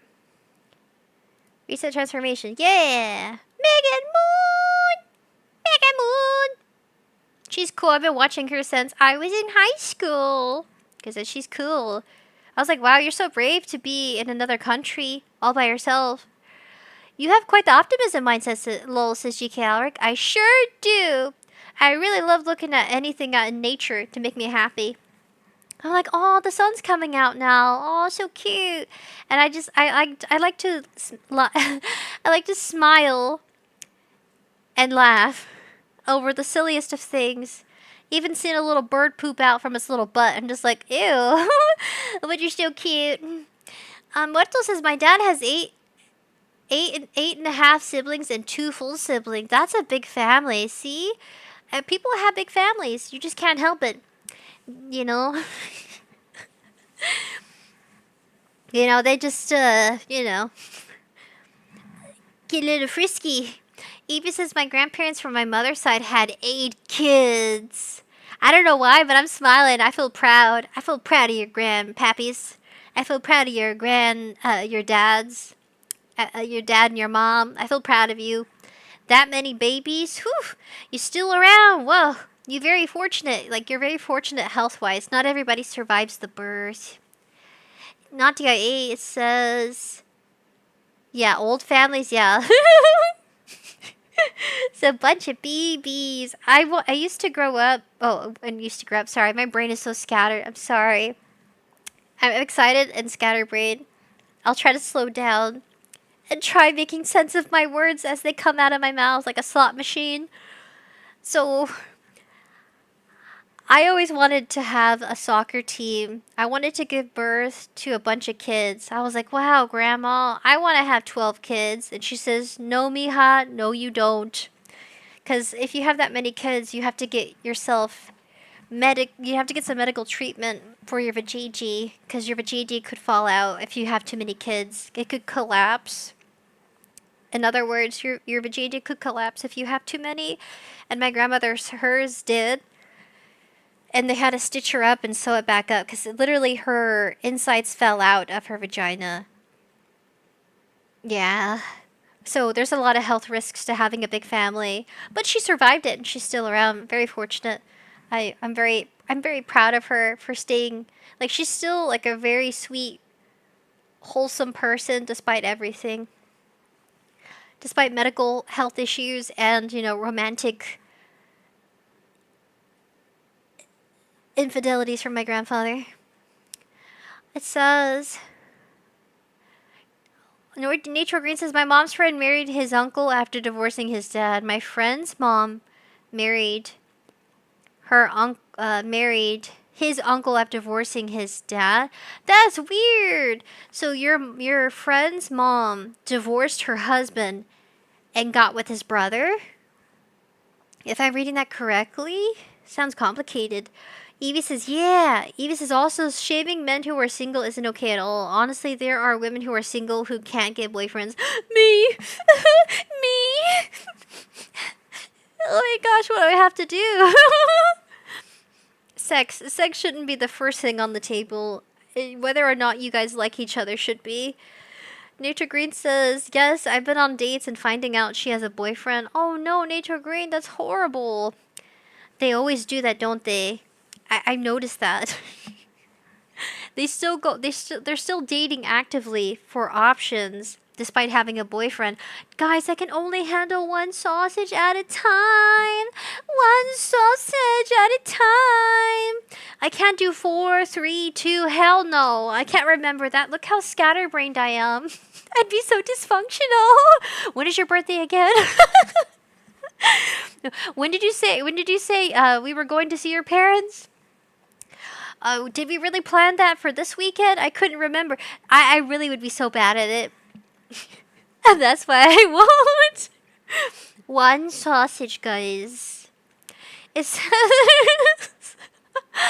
I'm being silly, okay? Have a sense of humor with me. You have to have a sense of humor. You can't take everything seriously. And you gotta laugh about it. If you don't laugh about it, you're stressing, and that's not healthy. You gotta laugh it off. Gotta laugh a lot of tragedies off in life. I hope to God if I ever got cheated on, I'd be laughing the whole time. You cheated on me with her? She ugly! You know? I'm like, okay, you can have him. You're made for each other. That would probably be me. I'm like, you can have him. I don't want to fight you for him. Next! That's how I would be if it ever happened, probably. I never want to live with my boyfriend type of scenario. I don't want to live with them if we're dating or if we're in a long-term relationship unless we're married. I'll only move in with you if we're married. Tie the knot and everything. Nature Green says, in a parasocial way, it feels like we are friends. Aw, thank you. I'm glad you feel that way despite the fact that I talk about pooping and barfing and my little rants and crazy stuff. Thank you. I guess we are friends. Parasocially. I'm glad you feel that way. Yeah, feel free to share your personal stories, your horror stories with dating. I'm really sorry, Nature Green, that you were on a date and they had a boyfriend. That's a bummer. You could easily end up in a fist fight with a guy you didn't know about until like the very minute he shows up in conversation, like, hey, it's good to see you. My name is so-and-so. I'm her boyfriend. That's awful. Like, the boyfriend should never have to keep up with his girlfriend and vice versa. The girlfriend shouldn't have to keep up with her boyfriend cheating and infidelities. That's just too much. I'd be like, I don't care anymore. I just roll over. I'm like, I'm still laying in this bed because we both purchased it together.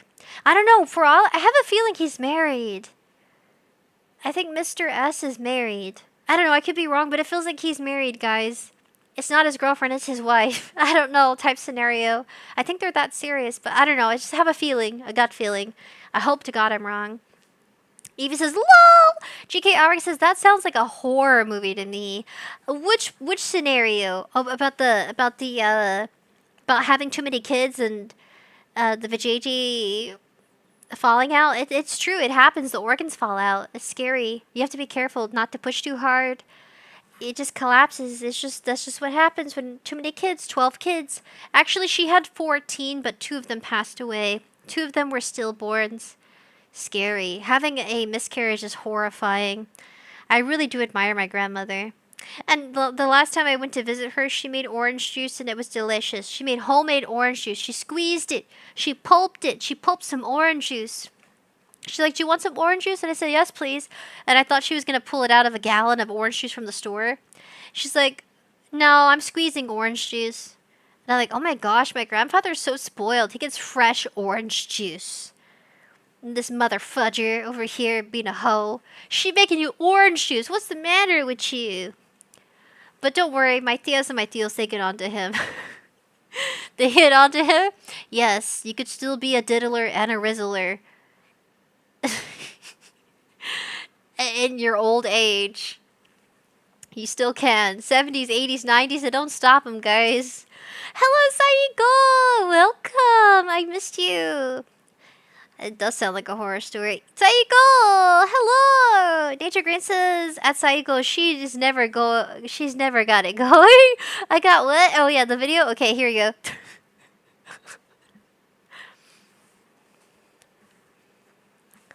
Oh.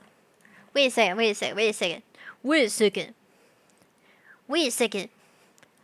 Okay. Alright. The real problem with dating in Korea, no one talks about. She's given her personal experience, a little bit about Megan Moon. I'd have to go to her bio. And just short summary, she's married, she has 2 kids, she's in South Korea. Her husband is Korean, South Korean.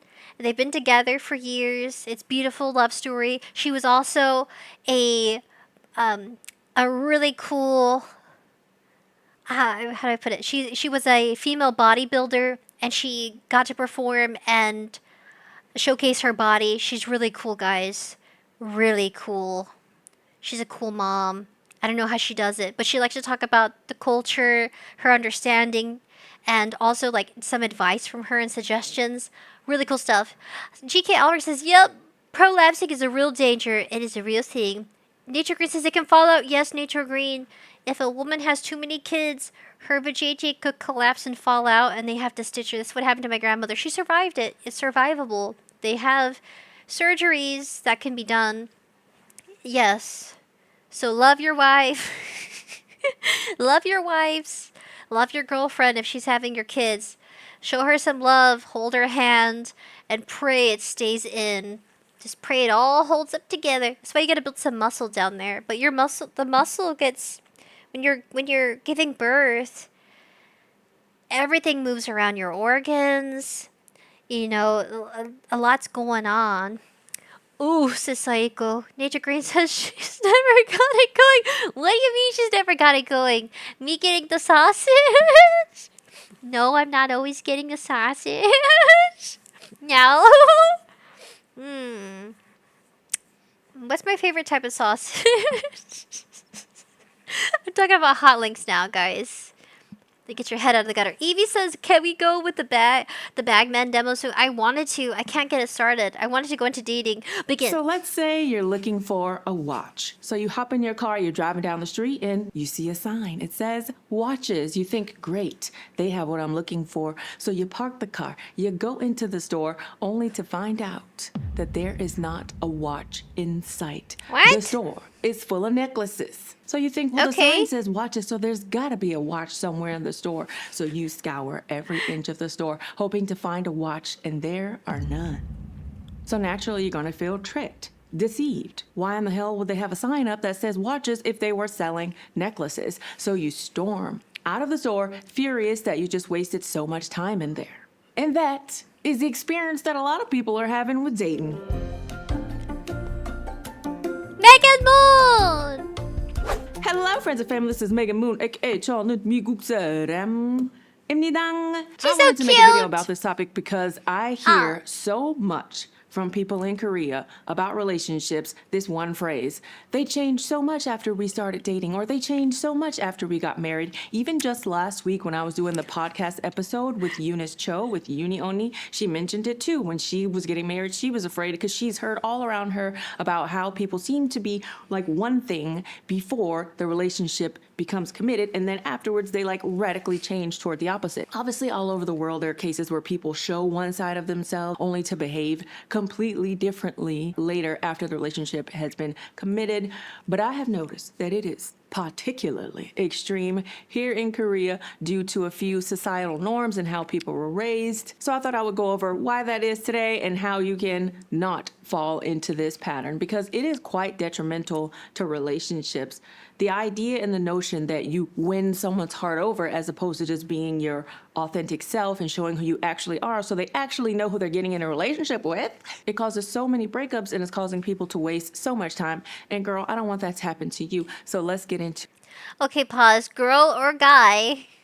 But you know, she's talking to like her women, giving some dating advice to women. But I could say a lot of dating advice from women to women can be used even for men. Yeah. You want to know who you're getting in a relationship with. Pick and choosing, guys. Pick and choosing. I don't know. Am I a good judge of character? I don't know. I need to date more. Nature Green says, I've gotten phone calls from girls' boyfriends telling me to leave these girls alone. And I'm like, sure thing, boss. She didn't tell me she had a boyfriend. I'm so sorry to hear that. That's weird. That's awkward, too. Nature Green getting into trouble? You talking to, taking women, Nature Green? Dang, you must be a Rizzler then. You're talking about how you're lonely. Sorry, excuse me, but you're like attracting women who are like taken? That's crazy. Dude, Eevee I know Steam Engine has the game and I really want to play it. I'll probably play it after we react to Megan Moon because I really want to hear an experienced woman who's married talk about dating. And dating in different cultures, you can still take the advice and apply it. I'm sure it's kind of versatile. To it today. And also, if you are someone who likes to really put your good foot forward and try and win other people's hearts, this video is for you too, so you can stop doing it, okay? Because it does not lead to lasting, fulfilling, authentic relationships. And that's because if you win someone over or get someone to date you based on a performance, you haven't actually found a good match for you. You just found someone who fell in love with the facade that you put on. That's what they're in love with. So the likelihood of breakups is going to be much stronger. This is also why I really hate the notion of like these dating pickup artist people who are like, yeah, do this to get a woman, like pretend to be someone you're not in order to attract a woman. Like, I am so against this. Do not do this, okay? Be yourself. Because let me tell you, there are some really shitty people, there are some assholes, and they all seem to have partners, okay? If they can, you will find someone who likes you for who you really are too. I'm just saying. So let's jump into why that is. Why does it seem like that issue is so much stronger in Korea than it is back in the States? Although I hear now with like dating apps and stuff that also it's becoming a big issue in the States, but it's still not as big as it is in Korea. And what I found that's because Korea is a very socially conditioned society. It's also very culturally homogenous. It's sort of opposite to how I grew up. Where I grew up, people were sort of taught to be different, be yourself, don't be afraid to be quirky. If you like anime, you wear that anime t-shirt to school, girl. Like, it doesn't matter if people think you're a nerd, right? I mean, the only anime shirt I bought was Madoka Magica, and I bought it in an extra large because that's the only shirt sizing they had. And I was in middle school, and I thought, I can wear this as a nightgown. But it was made out of polyester, like 100% polyester, which isn't that it's not very breathable, and it makes you sweaty and uncomfortable. So I still have it, if anybody wants it. Does anybody want my Madoka Magica t-shirt? Any guys out there? It'll probably fit men better than it does me. I'll probably just give it to a Madoka Magica fan, or I could turn it into a pillowcase or something. I'll probably turn it into a pillowcase, the shirt. It literally does not fit me. It's too big on me even now. Like, it looks like a dress on me. It's the first anime t-shirt I ever got. I don't think I bought any other anime t-shirts. I have a Nightmare Before Christmas, kind of pullover sweater jersey.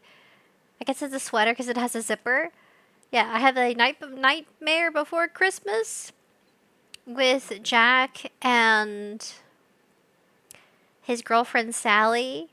I got it as a gift from my mom and her boyfriend. Thank you so much. I still have it. It's cute. Maybe someday I can find my Jack to my Sally. Sahiko says lol. Eva says, is it L or extra? It's extra. It's like XXL, guys. It's huge. I've had it for years. In good condition. I'm just gonna turn it into a pillowcase. I'm gonna use it as a body pillow at this point. I'm just gonna put it on my body pillow. It is Madoka. It's like a fan art on a t-shirt. And it's super shiny because it's polyester. So every time I wear it, I'm like, ugh. I feel so gross in it. It's not breathable. Nature Green says, if you talk about yourself, like, talks about America, it can attract a woman so long as they know you're just goofing around. Really? Really? I see, Nature Green. Is that how you catch your ladies? Back in my days, we called it being a player. That was a long time ago, says Nature Green. That is what they called it. Yeah, but it is super big. You heard the girl, guys. You heard the woman. I mean, woman. Girl is like, you know, teeny bopper. Yeah, this is a grown woman. Grown, experienced woman. Don't she look cute? She's so cute and stylish. I love Megan Moon. Gee. But yeah, just be yourself in relationships. If the players can get it, we can get it too, guys. Come on. We gotta like fist bump each other through the screen. We got this. We'll go on dates. Yeah, that's right. This is what they're getting, guys. Someone out there is gonna be like, yeah, I'm vibing with you. You're silly. You little airheaded silly head. Let's go be weirdos together. Let's go laugh at birds pooping and talking about how chunky and cute they look. I gotta go find me a bird person. I do love birds. I just prefer them to be wild and free. Eating off my balcony. Chirp, chirp, chirp. I really do. Chirp, chirp, chirp. The little simple pleasures of life. I just like looking at them hopping around. Just mindlessly eating away. So chunky and plump. There's like this mourning dove. It's so old and chunky, and like its little ruffles. I'm like, you so big. I really do. And when I see lizards, I just want to grab them. I just want to like, come here. I want them to wiggle around in my hand. And I like looking at them and their scales. I don't know, it's just appreciating like little critters in nature. Makes me happy. Proceed! Just be yourself. Somebody will like it. That was the message that I heard growing up. But here, it's a little bit more opposite because the culture is quite homogenous. There are very strong expectations about how people should behave, and it goes far beyond teaching between, you know, good and evil.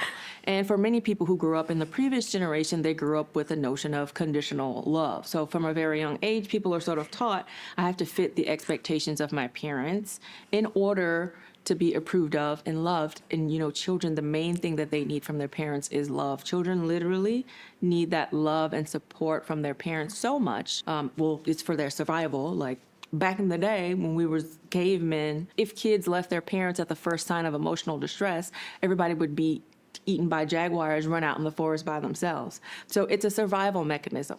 Even if your parents are abusive, etc., in your mind, you will justify it so that you will stay beside them. Because more so than emotional abuse, the survival of a species is more important, right? So because people need to feel so loved, whatever version of themselves they think they need to be loved from their parents, they will do. And in Korea, there's such high expectations from parents and a very narrow view of how someone should be. People are forced to reject their actual desires. They're forced to reject the things that they like and are into. And if there are certain qualities about themselves that their parents think are undesirable, being too independent or not being competitive enough, not being studious, liking art, talking too much, sharing your opinion, whatever those traits are that your parents want you to have, you will do in order to be loved. Is this true, guys? Did you feel like you had to be a straight A student to be loved by your parents? I think for me, my parents love me. They just show it differently. They show their support in different ways. And I think my parents were very supportive with the extracurricular activities I did. I did choir, both in middle school, high school, and a bit in college before I changed my major. I still do sing. I made my first original song not too long ago, last year. It's been already a year for me since then. I think it was in July I posted it, or April. I forgot when.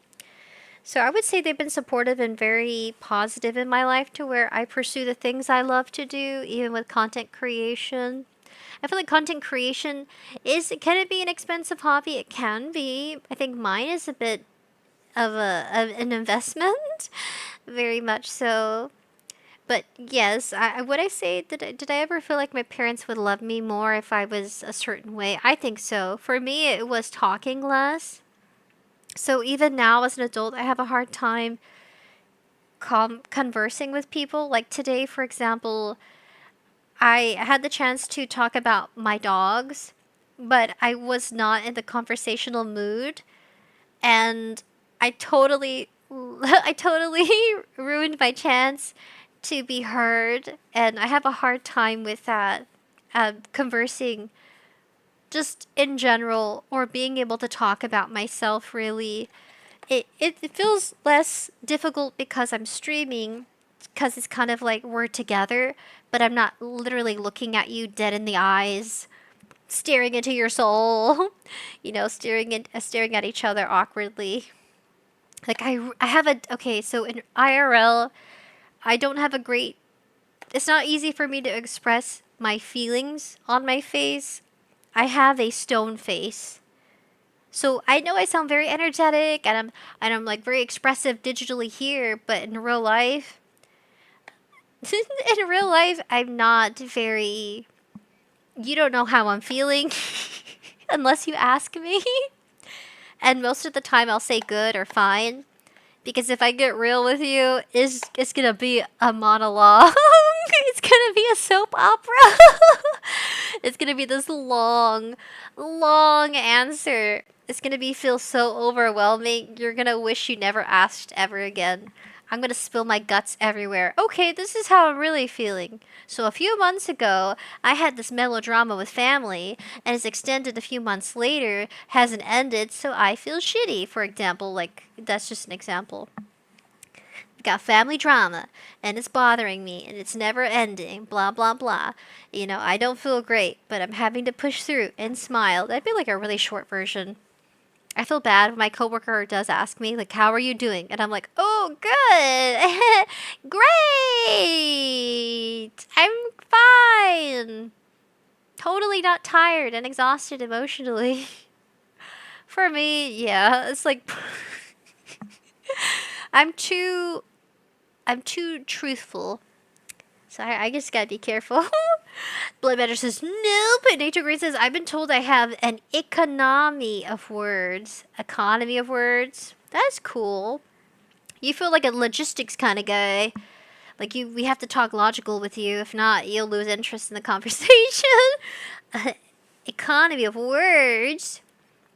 Saiko says, I was a straight A student and was definitely expected to get it, but my parents never pressured me. That's cool. I like that your parents didn't pressure you. Sorry, I was burping in between it. I didn't want you to hear it. Well, kudos to you for getting straight A's. I got A's and B's and C's. I was an average student. An average woman. An average lady.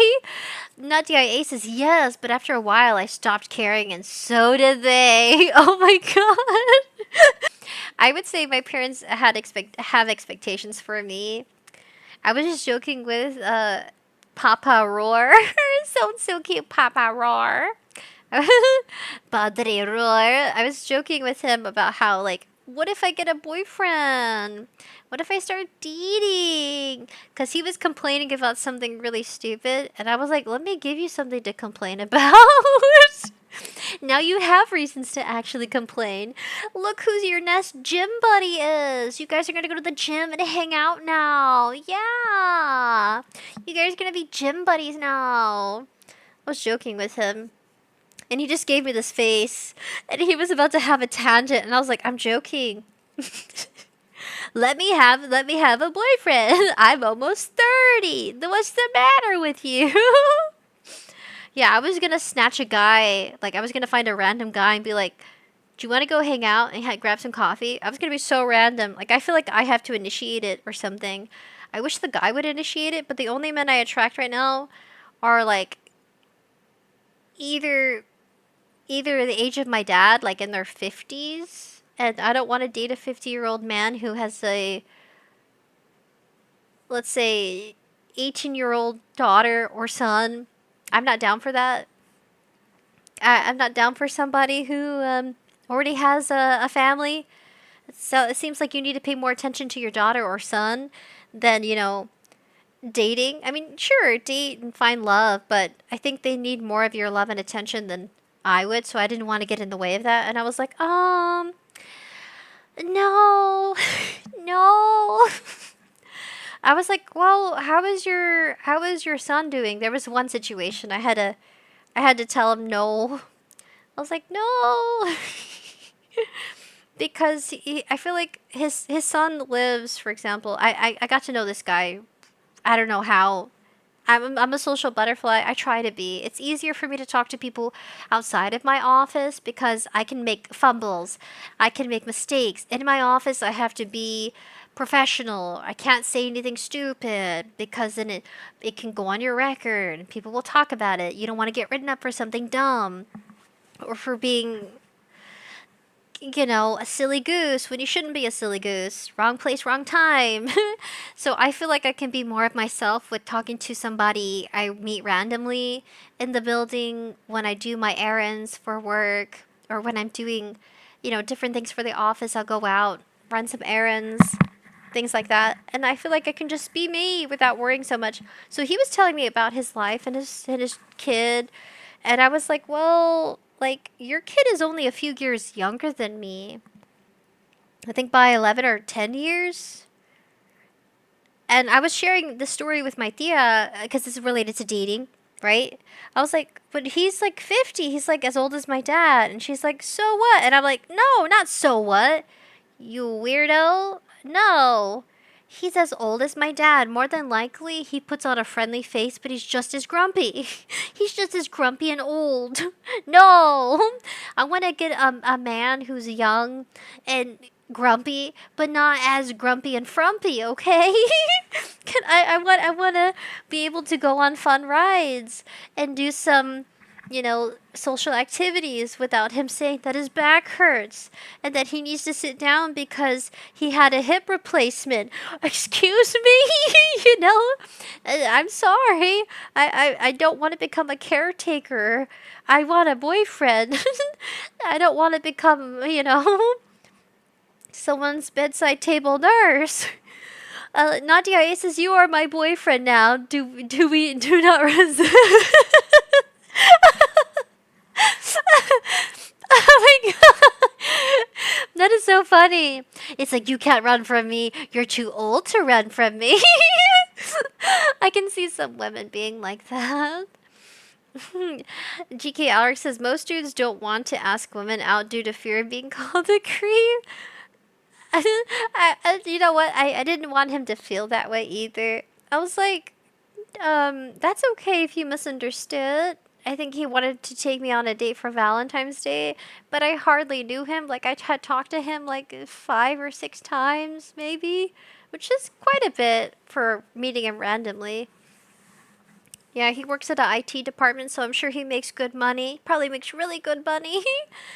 I was like, no, you just want to play around and fool around because you old. You old and horny. Nah, I want something serious.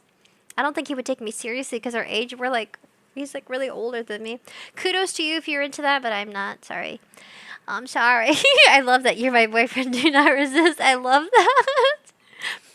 Thank you for the head pats. Oh my goodness, it's kind of hard to move with this camera. GK Alex says yapping is what some people want in a partner. Yeah. Yap yap yap yap yap yap. Yap yap yap yap yap yap yap yap yap yap yap yap yap yap. That would be me. I'm like a little gnat. I'm Neri. I'm the little gnat. Sorry, I'm trying to do it without bursting your vessels in your ear. Without bursting your eardrum. Oh my god. If you want me to be the little gnat in your ear, here I am. Take me in your arms. Alright, I had to calm down. Oh my goodness. Alright, proceed. Be yourself, guys. You'll find them.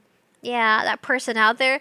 Be my gnat in my ears, please. Be mine.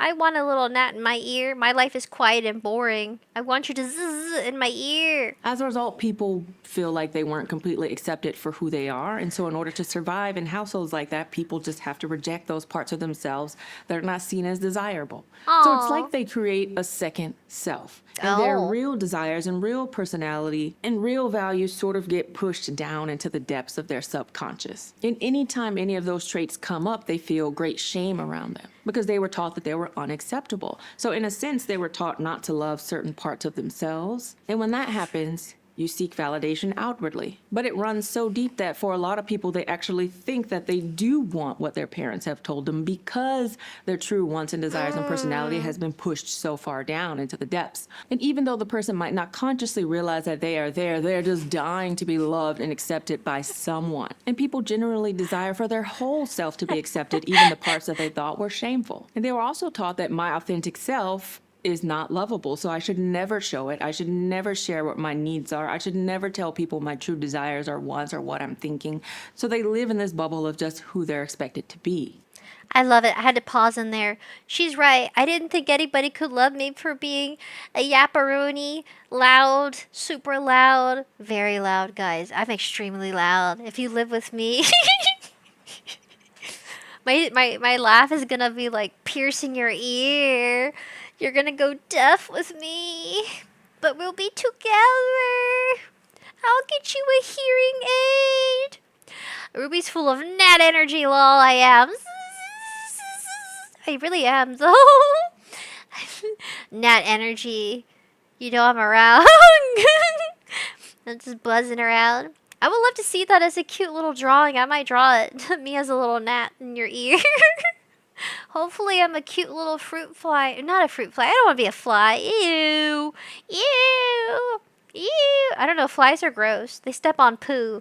They spit in their hands to wash their hands, but they step on poo. Nature Green says, I have had a Valentine for every Valentine. You lucky. Lucky, lucky. But actually, I'm very happy that you have a Valentine every year. That's good, Nature Green. You go get you some, Nature Green. Nadia A says, tea is ready. Do you want honey or sugar in your tea?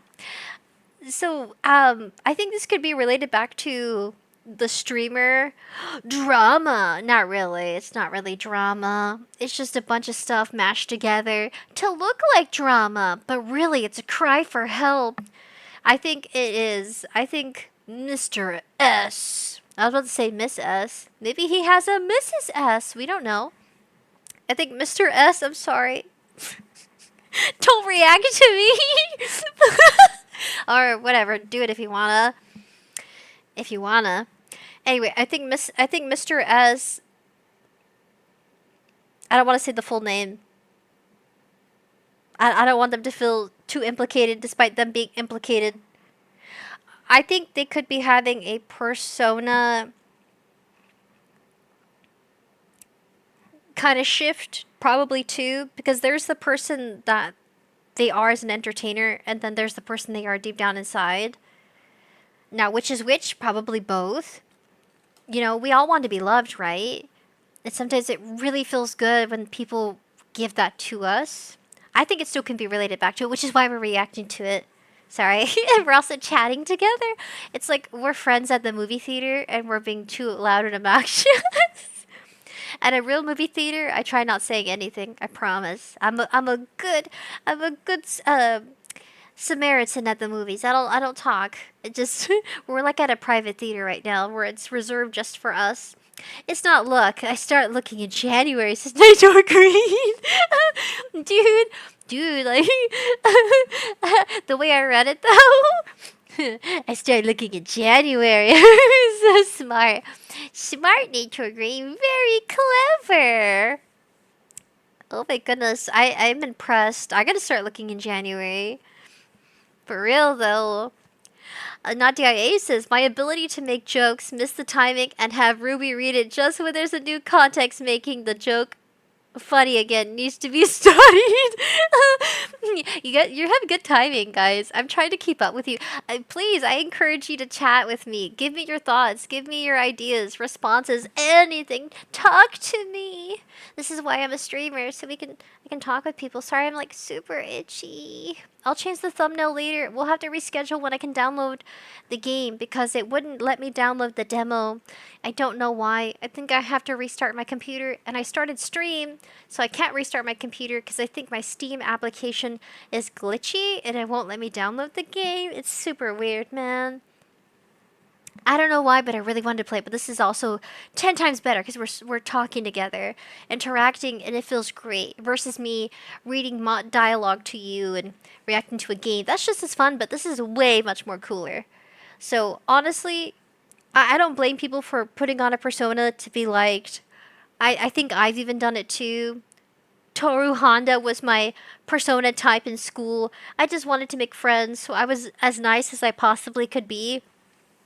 And completely unaware, blissfully unaware, not intentionally, unintentionally unaware that I was being bullied. I look back and I think, I handled it pretty well. I think I have thick skin. If I'm being made fun of, I literally don't care. It flies over my head, and I just carry on with my life. I literally just don't care, I guess. I'm like, and? And my response, and? My digital boobie's too big for you? And? And that facade can take on many different forms just based on how you were taught in your family. But for example, let's say you were a little bit more needy of a kid. You were a little bit more sensitive emotionally. So you needed a little bit more care from your mom. You needed a hug if you fell and scraped your knee. But maybe your parents were like, you're too needy. Just get up. You're okay. Instead of coming and comforting you, which is what you needed. So if they ignored all of your sensitive needs and told you that you're too sensitive, like stop being sensitive, that sensitivity doesn't go away because some people are just more sensitive and need more care than others. You just push it down and you make a new persona, one where you're real independent. You tell yourself that you don't need people and you're fine and you can take care of your own needs because that's what got you approval from your parents. And then also, if you're in a situation where you need care from your mom, but she's not giving it to you, it's very painful for you as a kid to deal with that rejection on a daily basis. So what happens is your body just sort of adjusts so that you can get out of that flight or fight situation and you could tell yourself that you're okay because you can't really function in a constant state of like nervousness, right? So essentially you gaslight yourself into thinking that you don't need help, right? You're fine. You're super independent. And you push down that desire that you have to be cared for very deeply, even though that's what you need. So people like that, when they're dating, their vibe will be very independent, right? Like, I'm independent. I don't really need much. So who are you going to attract? You're going to attract someone who doesn't want to have to put that much care into the relationship. But if Okay, pause it there. Guys, I do that actually. Growing up, I was encouraged, and this is a healthy thing. I think my mom meant well, because, sometimes we take after our parent. We take after the parent that represents, or what we feel that embodies us more. Like, daughters will take after their mother, sons will take after their fathers. I would say I really strive to take after my mother's independence with things. If she had to carry something heavy, let's say groceries, she really tried doing it by herself without asking for my dad's help. But of course, my dad would come in and help her. But my mother was very stubborn with doing things by herself because she wanted to prove a point that we can handle our situations or take care of ourselves without needing a man. There was a big thing in my family for the women, at least, about you don't need a man to take care of you. You can do it by yourself. And I think it had to stem back from my mother's mom. She is unfortunately not here anymore. But she was in and out of relationships. And it's because relationships are challenging. So she had different men in her life. And none of them were her father. So growing up, my mom had to she had to fill in the gaps where she didn't have that supportive father role. And of course, my grandmother at some point, she did remarry, but it was much later in my mother's life. So she was a teenager when my grandmother remarried. And, it still isn't the same as having your biological father in the picture, a biological supportive father.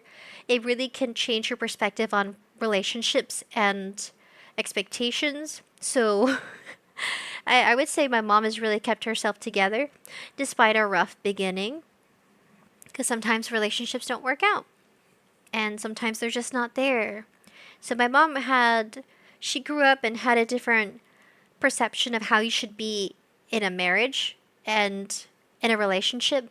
You still need to hold your ground and do things independently, because if you don't have that strength to get by in life, even with menial tasks like carrying something heavy, then you're going to be vulnerable and you're going to have to depend on someone else. And she was very big about independence. And of course, now she's softened quite a bit. She's not as stubborn like she used to be. So if she gets help, she accepts it now. But growing up, that's all I ever saw. So I understand when Megan Moon refers to an example of someone choosing the persona type of, I'm a bad bitch, I can do it by myself, I don't need a man, right? But it's nice to have them around and get them to replace the light bulb.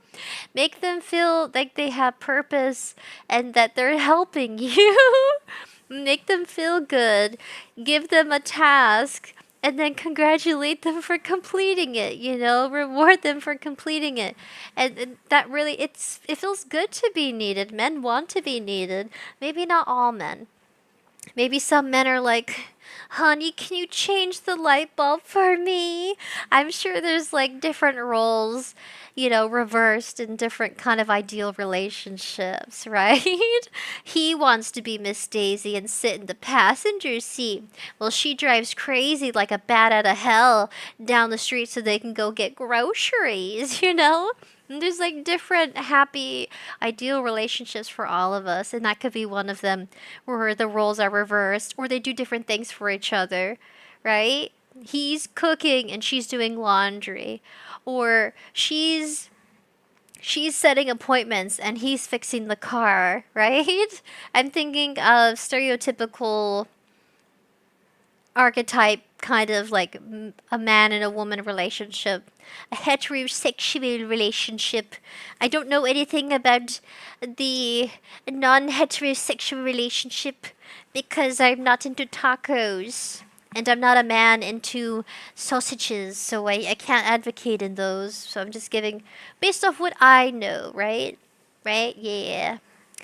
Yeah. So yeah, just us trying to fit that archetype. For me, it was Toru Honda. I just wanted to be the sweetest, most genuine person I could be. I really strived for having kind of, how should I put it? I always wanted to be grounded. I try to be grounded. It's hard. That's my goal. My goal as a person and individual is to just dig down, way deep down, and find whatever good and love I have in my heart and show that in my interactions with people.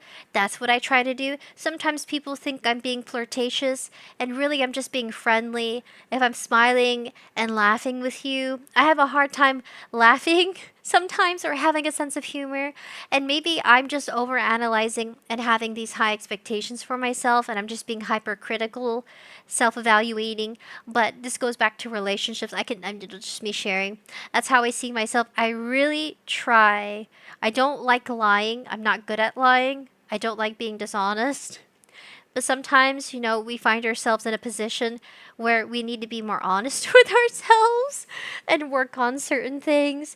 Like for me, I still try to strive to be patient, because even if my life is chaotic, there's some things that are out of our control and we shouldn't take it out on ourselves or stress too much, because it's not something you can't control other people, how they react, their choices. And sometimes, sometimes people, for example, I feel really bad, but I can't go to my aunt's wedding, my tia's wedding. I financially can't take the trip out, and I feel really guilty about it. But because my mom was recently asking me if I wanted to go stay with them at a B&B, Airbnb, that they could help me, at least have a place to stay with them while we're at the wedding for July. Because I make decent money, but it's not enough for me to spend on this trip. Like, gas is increasing. The price of gas is increasing. So is the cost of living because of the war. And it's really difficult with groceries right now. I really am kind of struggling, but I'm managing. So remember, I'm managing. Stay positive. So I feel bad. I just had to tell her today I can't go. I really appreciate the offer because they were going to, I was going to stay with them when we went for the wedding because we have to travel. I don't want to specify where because that'll give too much, I don't want to location wise and stuff like that or accidentally dox myself because I'm a little airhead sometimes. But yeah, I was thinking I can't afford those ticket prices even though I want to. And sometimes situations like that in any relationship, even in non-romantic relationships, just like family, friends, I feel very guilty. I can't afford to go to her wedding because I don't have it. I literally don't have it right now to spend that money. And it's really expensive. And it would just be for 3 days. And so I had to tell her I'm not going. And I hate that. I hate that our lives can be restricted by finances. And as much as I'd like to go, it's one of those situations where some things are really out of our control. So I'm going to give her a wedding gift. So that's what I plan to do. So instead of spending money on a trip I can't afford, I'm going to be spending it on a gift that her and her fiance or soon to be husband can enjoy together, something for them. And I think that could mean a lot more, conveying my feelings like, congratulations, I'm really happy you're getting married. I love you all very much, but I really can't go. It would be like, I think, a 2-hour flight, which isn't too far. I think they said it was a 2-hour flight. I don't think it's a 2-hour flight. I think it's like a 5-7 hour flight. It is not a 2-hour flight from where I live. That's very far away for a wedding. At least for me. But then I could easily cross the border into the next country. So that would be kind of cool.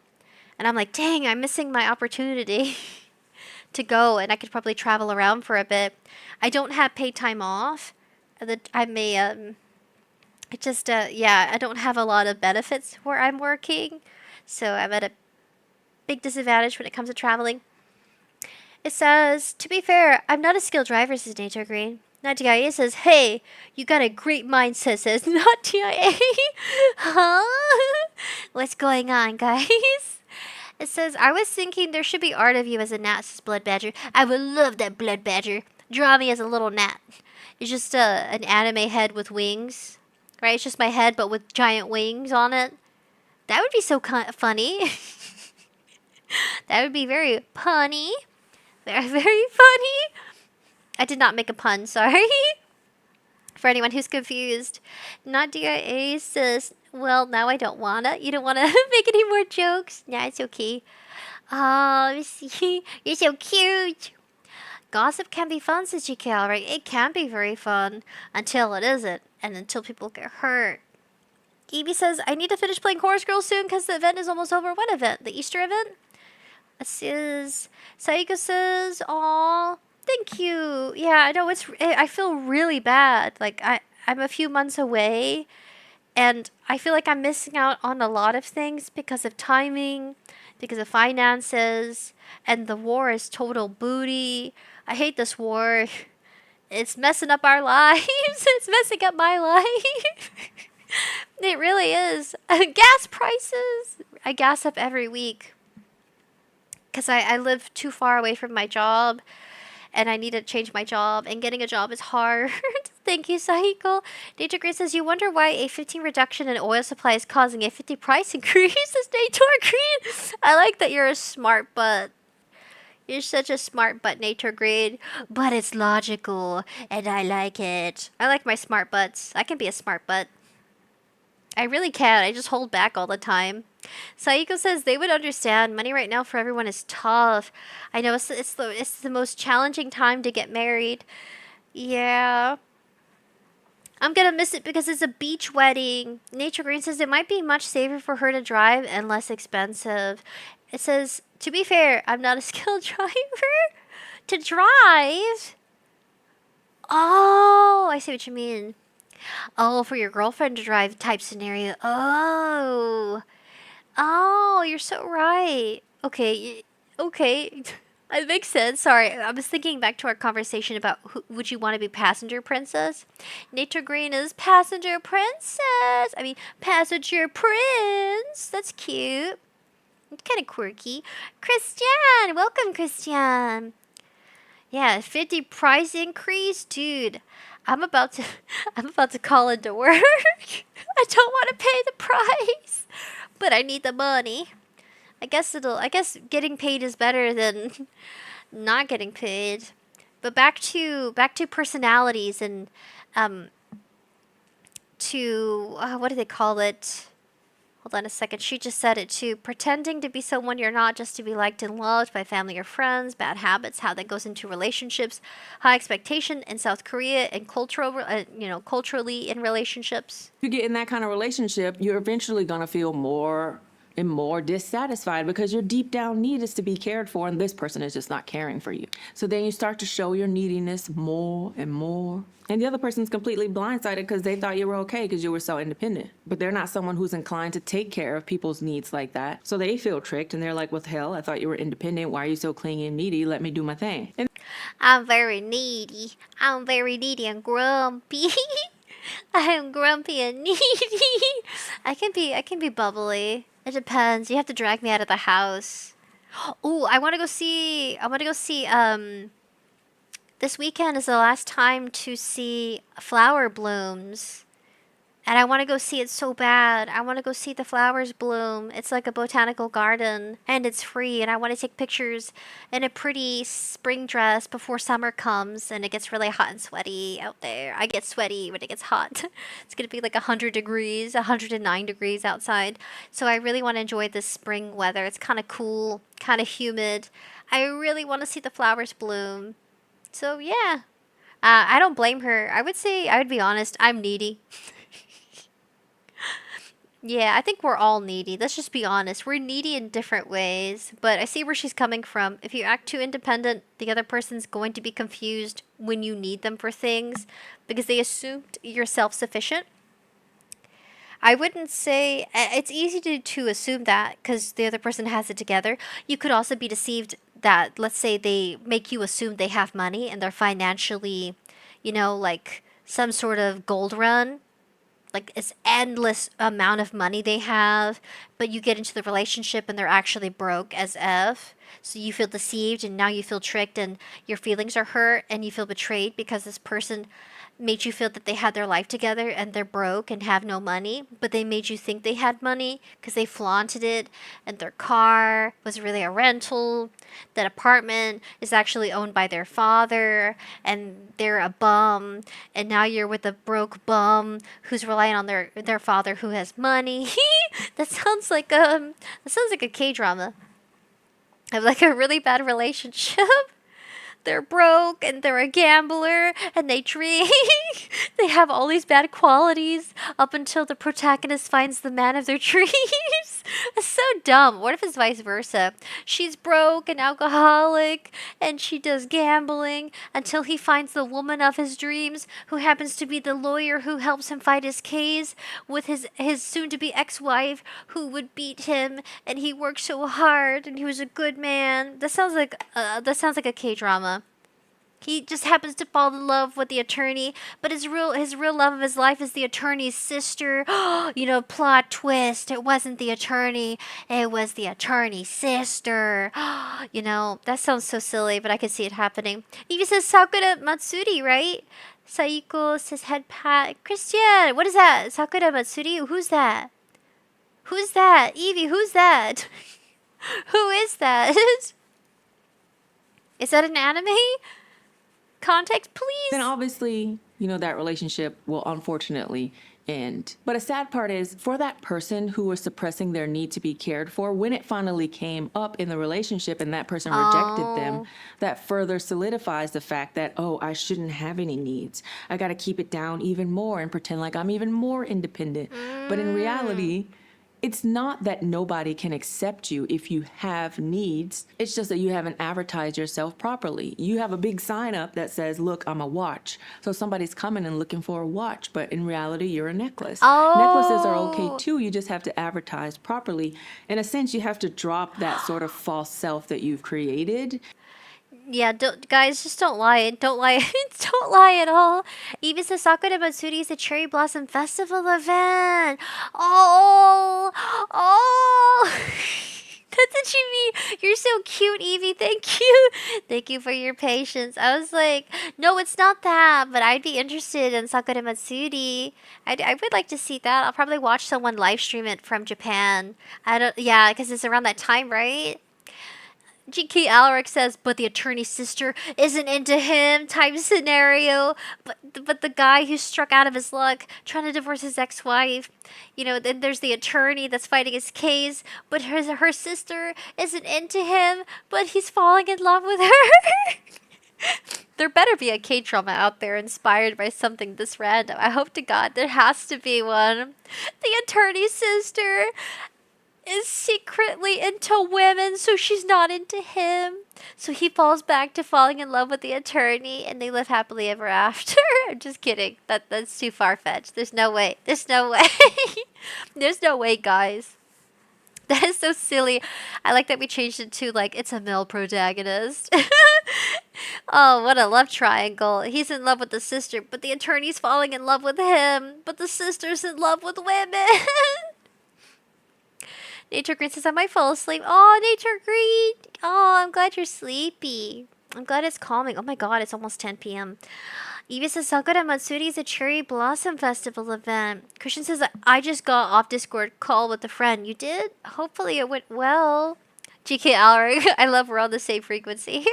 In order to find people who'll be willing to take care of your needs K-drama. that you need. And another sad part is a lot of people don't even fully realize that they have that pattern. And another thing I've realized is that a lot of people here seem to not really know themselves as well. From a young age, if you were just told how to be and what to like and what job to have, what to be interested in, what to eat, and you haven't had to make decisions for yourself. In some sense, you don't really know it yourself, so you don't even really know what a good match for you would be.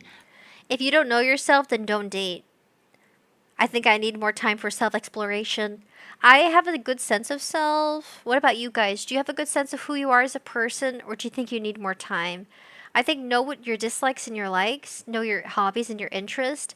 If you feel uncertain about who you are, I bet you do know a lot more about yourself than you realize. Sometimes you just have to write it down and ask yourself questions. I think that's why they have those self-reflecting books. I mean, I've been gifted a self-reflecting book before where it's just like you brainstorming and thinking about, what do I want to set what kind of goals do I want to set for myself this year? Or, you know, where do I want to travel to if I could go on a trip? Oh, what's my favorite, something beyond just of like, what's my favorite color? Really going into that.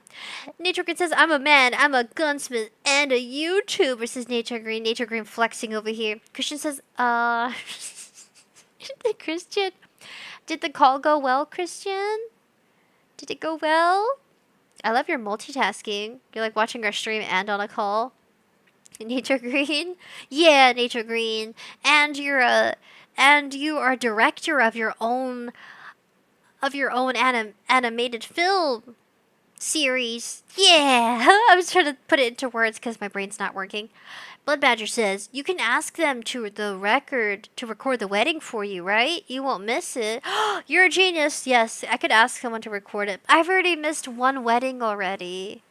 I've already missed my cousin's wedding. It was the year I got fired. Or really, I put in my 2 weeks notice. Really, I put in my 2 weeks notice. The company said they fired me, and then my Papa ROARS had to correct me. He's like, no, you put your 2 weeks notice. They got mad that they didn't fire you fast enough, and then they just tried to say they fired you. Anyway, it was the year I didn't have a job, and I couldn't go because I couldn't afford it.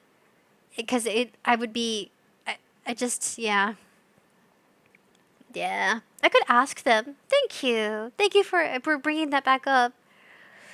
So, guys, do you feel more confident about dating? Do you feel less? I mean, if you do have insecurities, just know that's completely normal. Everybody does. But I think she's giving really good, simple, straightforward advice. Because not everybody thinks about that. Like, how would I define myself? What do I really need versus what I want?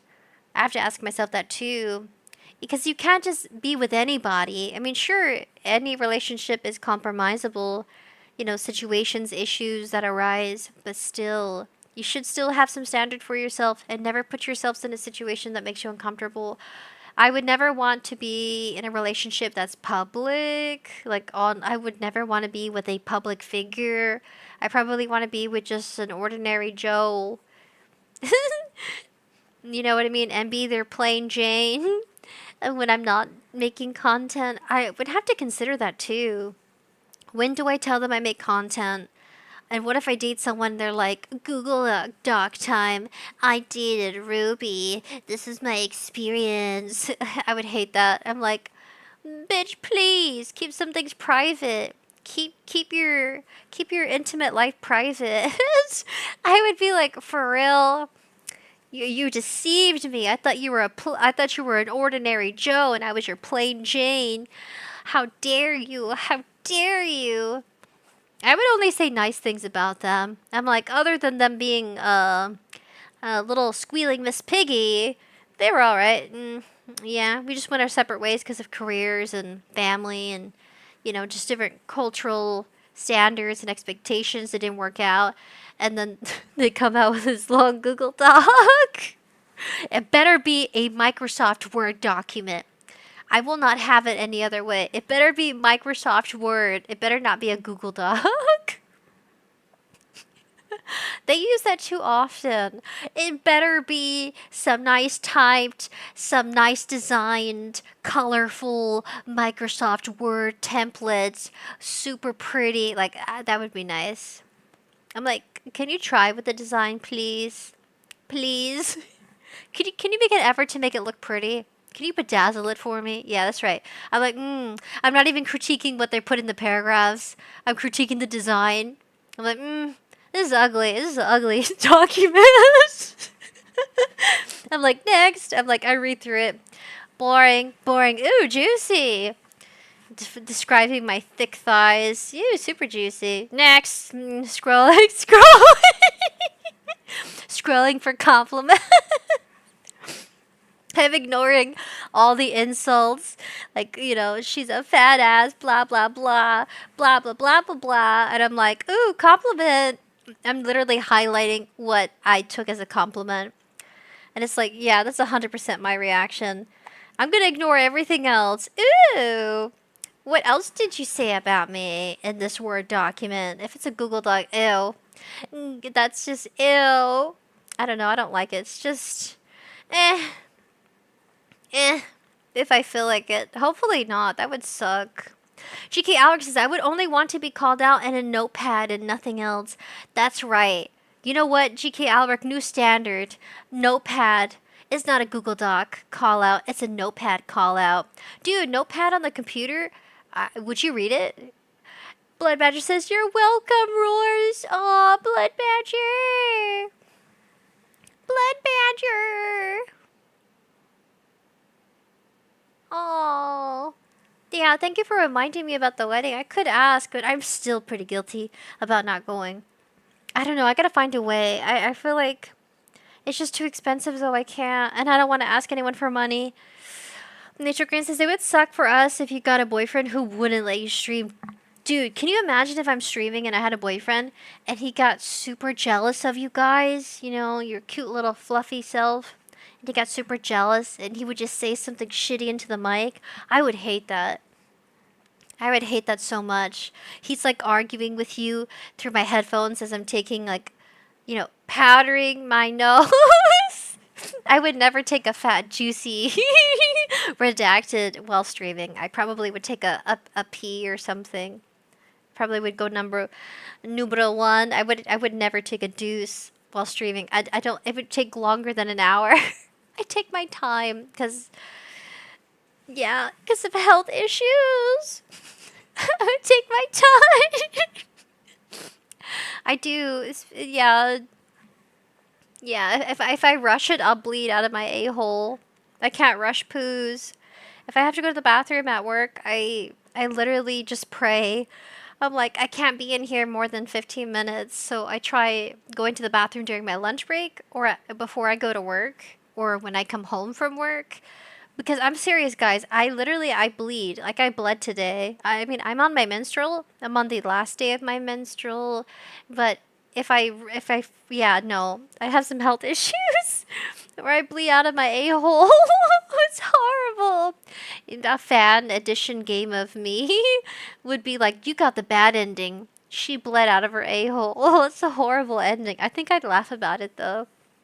As long as I look, as long as I look sexy while doing it. I'm like bleeding out of my a-hole censored. It's one of those really kind of like old-timey, like pixelated, bad ending.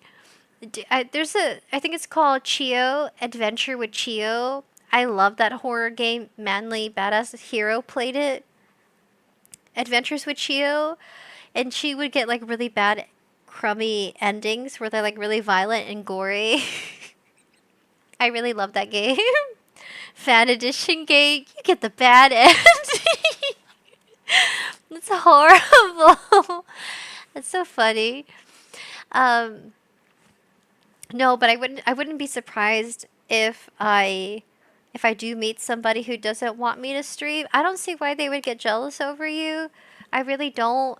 It's you guys, you know, our relationship's pretty tame. It's not super frisky up in here. Maybe a little bit, but not super frisky. It says it says Nadia says his loss. We would be great chatters for him. Dude, that'd be cool, but I wouldn't want to date someone who's gonna be on social media because that's just not gonna work. I can imagine one wrong move, I do something or I say something and I piss them off because I kind of see that happening. I shouldn't blame myself for somebody else's actions though, hypothetically. Anyway, we're getting really deep into this one. Sounds like hemorrhoids, says Chica Alric. Maybe. And yeah, I'm very sensitive. That's why I would never do any, there's some things I probably wouldn't do for intimacy because of health issues. I'm not gonna explore that anymore. Yeah, no, I would think it'd be pretty cool if they were all right with it, if I dated someone who was cool with it, but not somebody who's gonna like get jealous and, you know, destroy my gaming computer while I'm live, beating it with a bat. I can see that happening for someone. Hopefully not me. I don't want to date anybody violent. If someone came out being jealous, you know, if I had a boyfriend that was really jealous of me streaming, and he just came out with a giant baseball bat and started bashing up my PC, we are breaking up for sure. No apologies is going to excuse that outburst of violence. Yeah, if they're gonna start taking their frustration out on furniture, I mean, I'm glad it's not, you know, me or someone else, but yeah, no. That gaming PCs are expensive. Christian says I left a couple messages above. I'm sorry, Christian. Not DIA says, well, we are very handsome chatters. You can tell by the way we type. You guys are, yes, you have very handsome personalities. I imagine the personalities match the face. My little nerdy way of flirting. My cute little derpy way of flirting. Oh my gosh. Yes, you guys have lovely personalities. I like chatting with you guys. Christian says, I was talking with him about GTA games, Grand Theft Auto games, how it makes us better. Oh, Christian, that's a request of mine that I have for you, Ruby, is to play at least one Grand Theft Auto. I could totally do it. I just have to purchase it. I have to spend money, but it's just for you guys, okay? I could try playing Grand Theft Auto. Do they have it on Steam? Oh, I'm reading Christian. I'm reading Christian. I found it. I love Manly's Blood Badger. I do too. Manly Badass Hero. He's so cool. And that's why I wanted to play the Bagman game, because I saw that he was playing the demo. It looks so cool. Let's finish this video real quick. I'll sit quietly.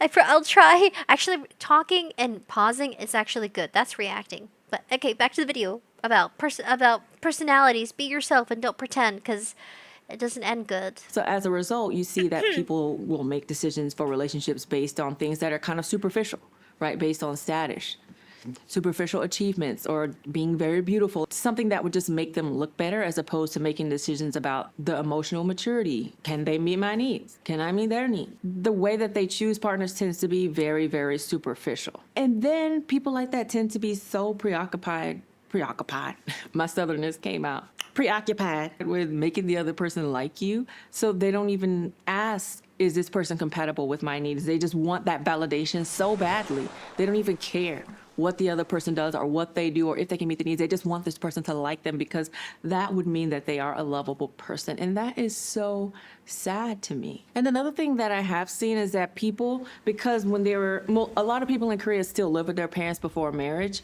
So they're still sort of living in that bubble of my parents decide everything for me. So they don't know who they are.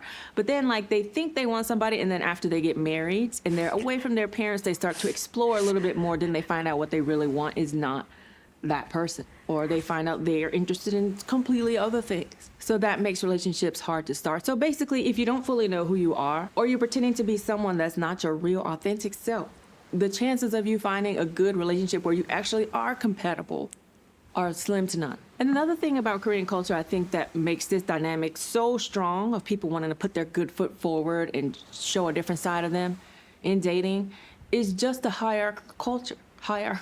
The hierarchical culture. Why can't I say that? Hierarchical. The culture surrounding hierarchy.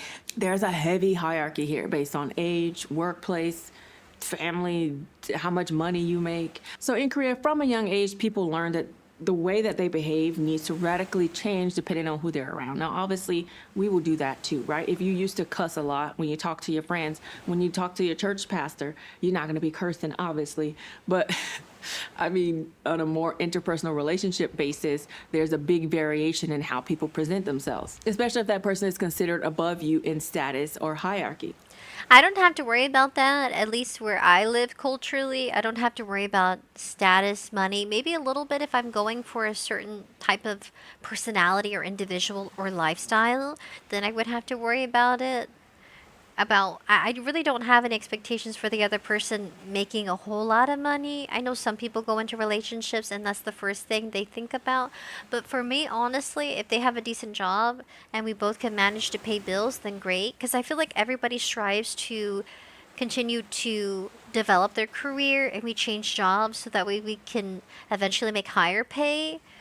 Not DIA says, we are all handsome Squidward faces. Yes, you are.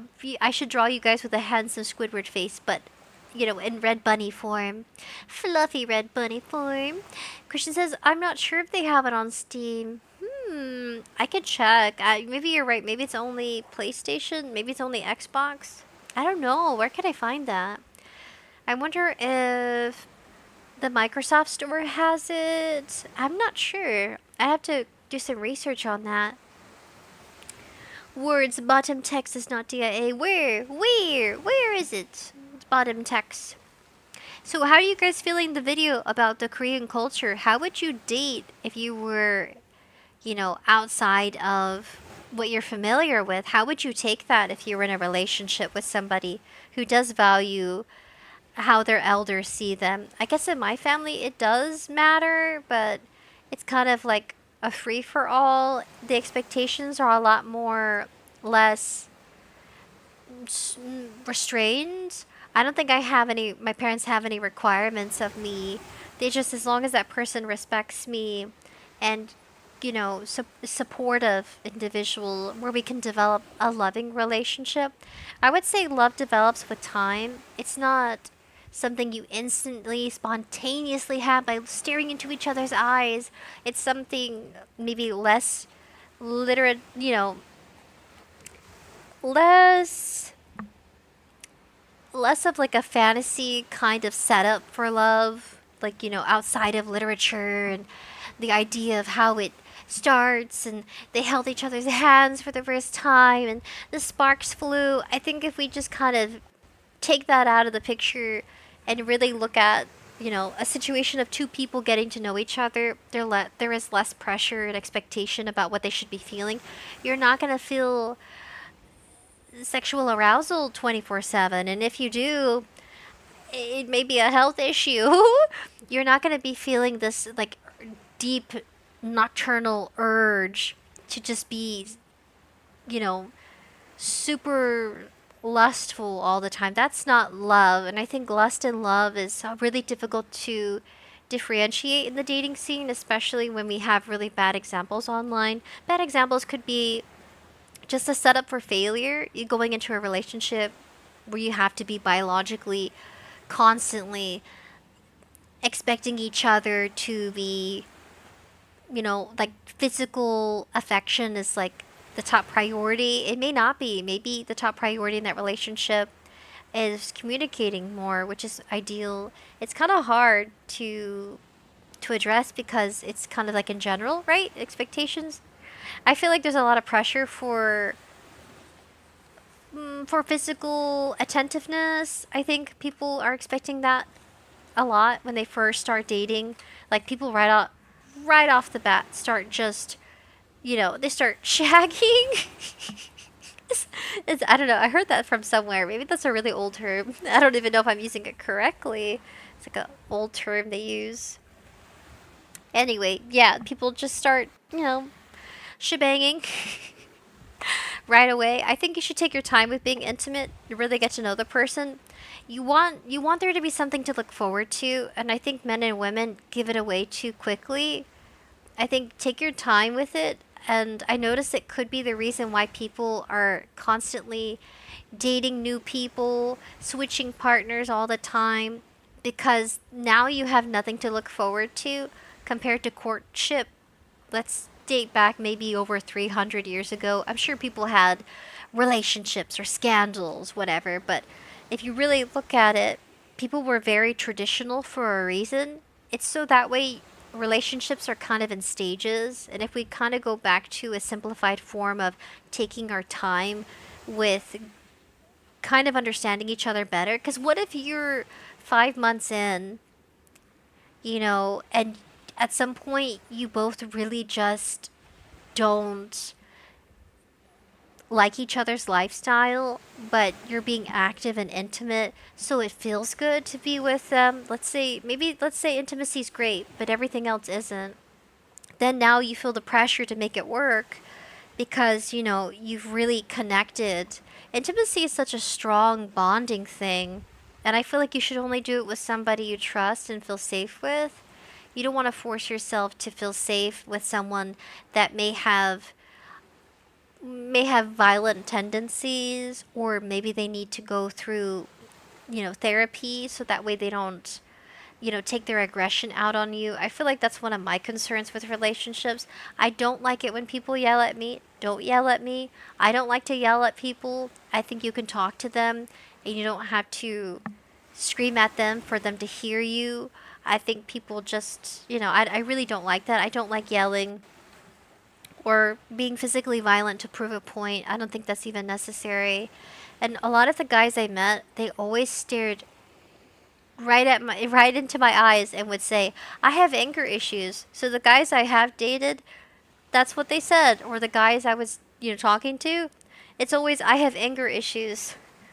And I'm like, "Okay, great to know. Thank you for your honesty. Why are you telling me this? I know I'm a patient person, but I'm not a fix-it Felix. I'm not gonna fix your problems, and you should never go into a relationship fixing someone else's problems. We are responsible for fixing our own habits and our own personal issues. We shouldn't expect each other to make it better. You need to go into a relationship working on yourself. Whether you stay in that relationship or exit the relationship, you're always gonna be in the momentum of just self-improvement. Self-improvement is your entire life. There's never a moment where you're fully complete or you're fully embracive of your insecurities. We're all going to have insecurities, and our insecurities will change with time. Right now, it could be could be something random like, "Oh, it's my nose," or "It's my ears," it could be the way you walk. You're insecure about the way you waddle. Maybe you have a waddle walk because you have like a medical condition and you just can't, you're just kind of like you have to walk a certain way and waddle, which can be very cute to some people. And it may not even look like an insecurity. It could look like a cute kind of like attribute to your personality. You waddle when you walk like a penguin or something. Like everybody has a different thing they define as cute or attractive. So you shouldn't feel that big social pressure to kind of like imitate what you see on social media. And I think that's what's giving the wrong idea. I heard recently teenagers on spring break got really frisky and there was like a big outbreak of STDs and stuff. I wish we could react to that video, but I'll just repeat what I've seen. I'm sure you've seen it too. You know, spring break gone wrong, teens and young college students getting frisky and coming back with, an outbreak of rashes. And because what they're seeing on social media and what they're learning, social behaviors that they're learning, is that you need to get physical and, in order to receive someone else's love and affection. And I think people are giving it away way too quickly. And there's nothing wrong with intimacy or having one night stands, especially if that's what you're looking for. But that's not going to help you find your way to actually connecting with the person.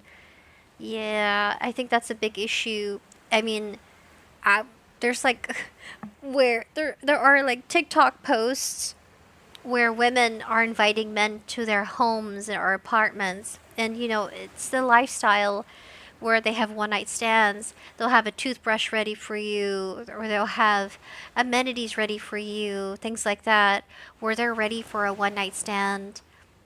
You can always buy a new toothbrush and throw it away, so to speak, so it's not too expensive. And people reacting to those videos, it's really encouraging this lifestyle of never settling down. And I think if you're dating, it's to have an end goal, and people are mindlessly dating. There is no end goal. It's just for fun. It's not something serious. But I think at a certain point in your life, your age, that's when you should really consider what you want long term. I don't want to be dating left and right. I don't want to have to go through 20, 50, or 100 men just to finally feel a connection. A connection is not going to be... It's not going to come easy, but you're never going to find it if you're going to be on and off with different people every other weekend, every other month. It's just not going to happen. You have to stay consistent with your relationships, especially romantic ones. And if you're not communicating, of course it's not going to go anywhere. It's just a fling. And you have to make sure you're very direct about your intentions, because if the first thing you do is sleep together, they're going to think, oh, I can have her whenever I want, or I can have him whenever I want. You don't want to give off that wrong impression that it's just for sex. And so that's why you should wait and take your time with it. And I think that's the real issue. What if it really is? Like, what if it is just timing? Maybe there's a research study about when the best time is, or not, because I feel like no one's going to take you seriously if you give it away so easily. I don't know if that's the issue, or if the issue is communication or a lack of motivation. Maybe it's all of those things. Carslade says, howdy Pringles. Hello Carslade. We're talking about relationships. Blood Badger says Grand Theft Auto is on Steam and there's discounts. Really? I need to check it out. Saiko says love takes time for sure. That's what I mean. I think flings are okay. One night stands can be okay, but just know, don't expect a lot from a one night stand. And if you are, that's why you're going to end up calling and texting and blowing up this person's phone. You gave off the wrong impression. You made it seem like it was just a fling and it wasn't something serious. And I think women are really in control of when to give it, because they can say no. And if you don't take no for an answer, then it just looks really horrible, and they'll post it on social media. And maybe social media is another thing too. Nothing's really private, so people are afraid and uncomfortable of doing something socially out of norm, kind of like what Megan is talking about. Culturally in Korea, they have a social norm with the hierarchy standard and their family and expectations, and they have a certain way of doing things. Yeah. Nadia Ace is at Carslane. She's in yapping mindset. Wait for a minute. Hi, Carslane. I'm out of. I'm out. Yapping mindset. No, wrong one. This one. Not this one. No, not this one. Yapping mindset. Hi, I'm in yapping mindset. Hi there. I'm Miss Yapper, and I'm yapping a lot. Sorry. Okay, back to this. Alright. Alright, back to video. We're almost there. 10 more minutes, guys. I really like what she says, though. It will be hard to say, says Evie. Nadia Ace says, well, I'm Ace, so I wouldn't. Words, you wouldn't? Oh, Ace. Define Ace. Yeah. For me, it really takes bonding with a person. If not, I'm not comfortable with doing anything. I'm so lazy too. I'm like, I don't feel like it. I'm gonna lay here. You can cuddle with me if you want. I don't feel like doing anything. You want to cuddle? That's me. That's my mindset. I'm a cuddle bug. Yeah. Yeah. Nadia Ace is almost there. Ruby, we are halfway through the video. So because of that, a lot of people learn to perform socially. They think social life is a performance. And so a lot of people have a society face and then like the real face. I've seen this many times. Somebody might be extremely polite, careful, respectful, and formal when they're around someone older or higher in status. You would think that they were the most respectful person in the world. But then when they get with their close friends, they are like night and day. And a lot of people in society just understand this. It's a part of the social script. People learn that following expectations of others in society is the most important thing they have to do. I've been in situations where I've been out with somebody, like at dinner, relaxed and comfortable, and I know this person is being a relaxed and comfortable person. Then suddenly, like an elder or just someone walks by, and when I say elder in Korea, it don't have to be like 20-year age difference. It'll be like 2 or 3 years older.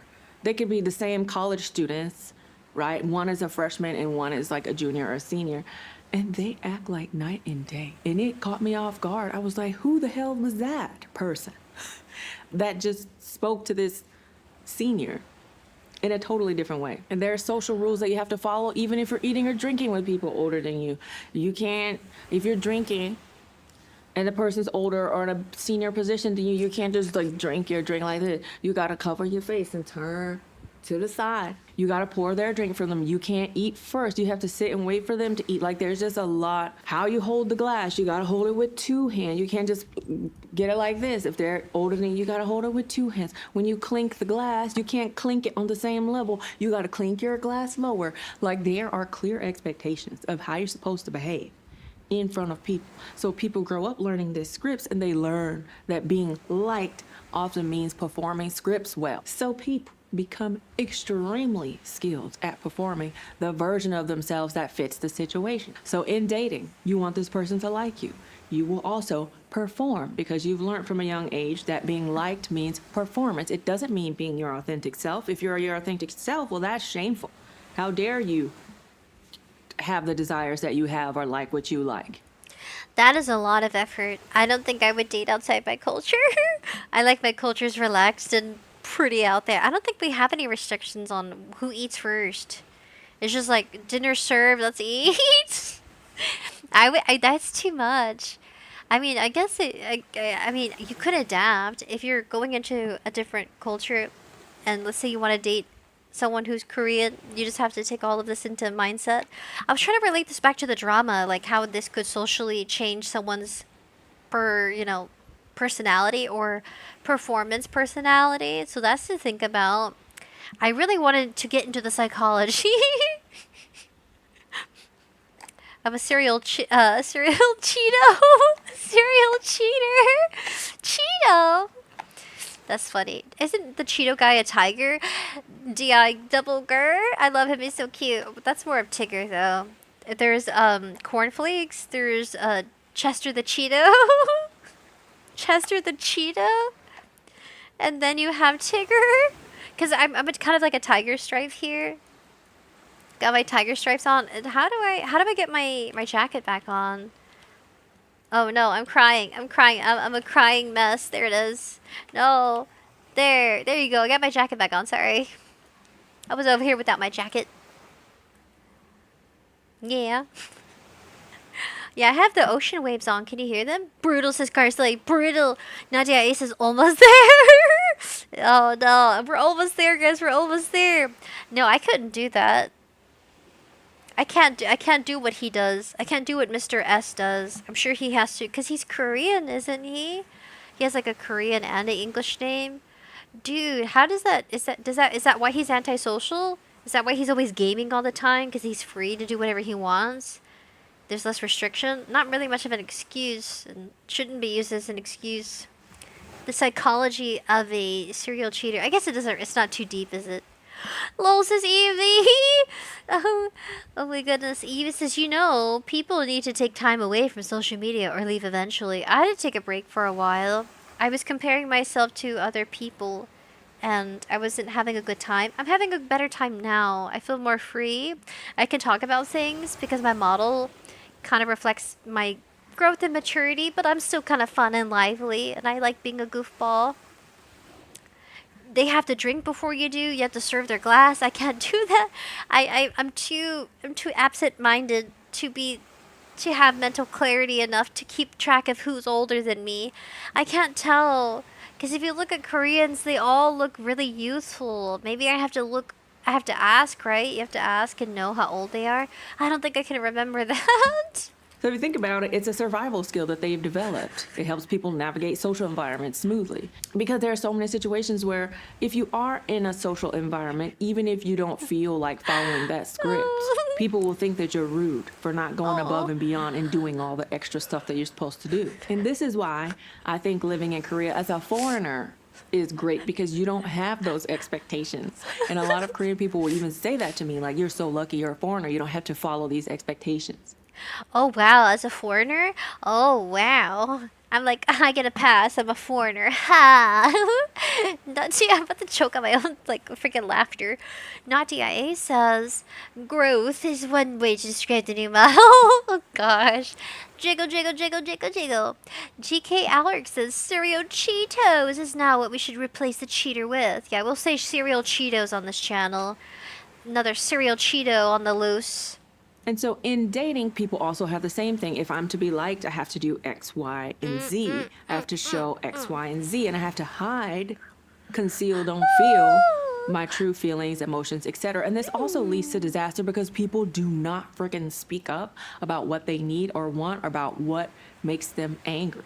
So if a situation comes up, a small conflict, it's something small. You could say, hey, I feel disrespected when you don't call and ask if I got home after our date. I don't know. Because it's something that a lot of people will just do in Korea anyway, but you never say anything. And then you wonder why they don't call me after our date to see if I made it home safely. But you never tell them that that's what you want. So it starts building up inside. Or they don't call me. Do they not like me? And then you start getting like upset. And then one day, when you feel like you have a need that's not being met, you can't hold it in forever, so it just explodes on you. And that's why we get that sort of stereotype of people just sort of suddenly exploding. You've been doing something for a year, so you thought that they were okay with it, and then suddenly they explode and say, I don't like it, right? Because you can't hold those things in for so long. They start to fester, and you get even more angry about it. And when you don't speak up on the small little things that keep happening, it eventually leads to one huge falling out. So when people fight, it's not like this small little, oh, this makes me uncomfortable, okay, I won't do that anymore. It's like when it just shit hits the fan is when people will start to open up and have these heated like fights about stuff, because people are so afraid of conflict that they hold it in until they can't hold it anymore, and then they bubble up. So people bubble up and explode. Yeah, I mean, I could see that. Yeah, I think, yeah, she's pretty on the nose. I like that we're getting her perspective culturally from South Korea, because I've never traveled anywhere pretty far. Oh my goodness. I was trying to see if you guys were paying attention. Making silly faces at you. I reconnected my iFace mocap to my iPhone because it's fully charged. Do you like the music? The ocean waves? I guess I'll turn it off for now. I like what she has to say, though. Can you imagine dating somebody who has, like, multiple personas depending on who they talk to? I don't think I can handle all that. I don't think I can keep track of X, Y, and Z, throughout a relationship. Ah, that's just tricky. So there is, I forgot her name. She's really cool. She's another creator I would like to react to. Oh my gosh, what is this?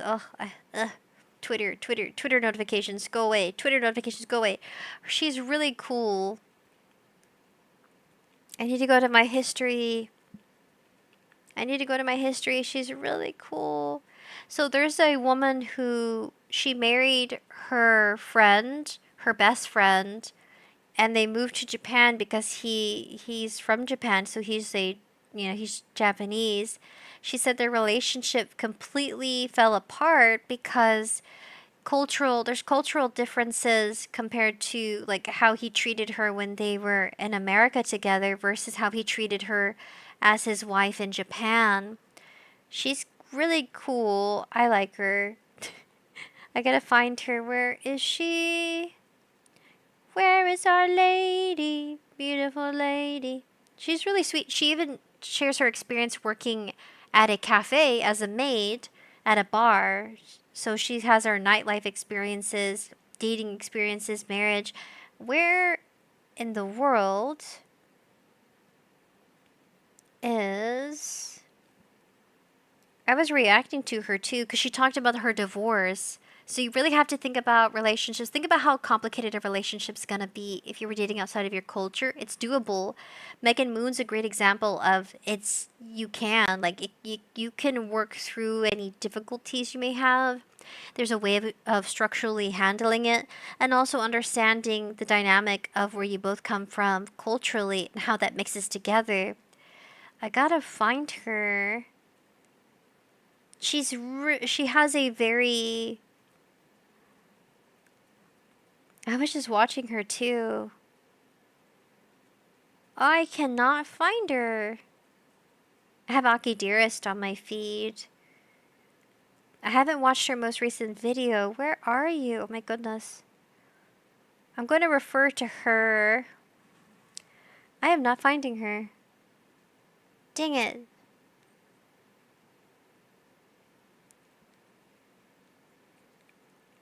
Ah, this is so frustrating. I'm going back by like 3 weeks or something.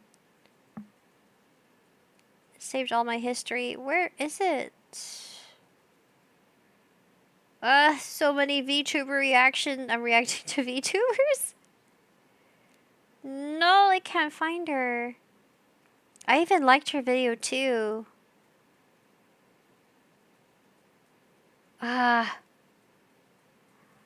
This is not yet. I did the math at this current pace. We will finish the video by 2 p.m. the next day. No. Let's move on to tips. So if you are dating in Korea and you want to avoid marrying someone only to find out that they're completely different and you're super incompatible, then these are some tips that I have for you. The very first one is watch how someone behaves with people who have nothing to offer them socially. This is actually relevant whatever country you're in. But one of the easiest ways to see through performance in Korea is to watch how they behave with people that are outside of the hierarchy. Watch how they act with waiters, clerks, delivery drivers, or strangers in the street. Watch how they treat someone younger than them or someone who doesn't have any sort of social power over them.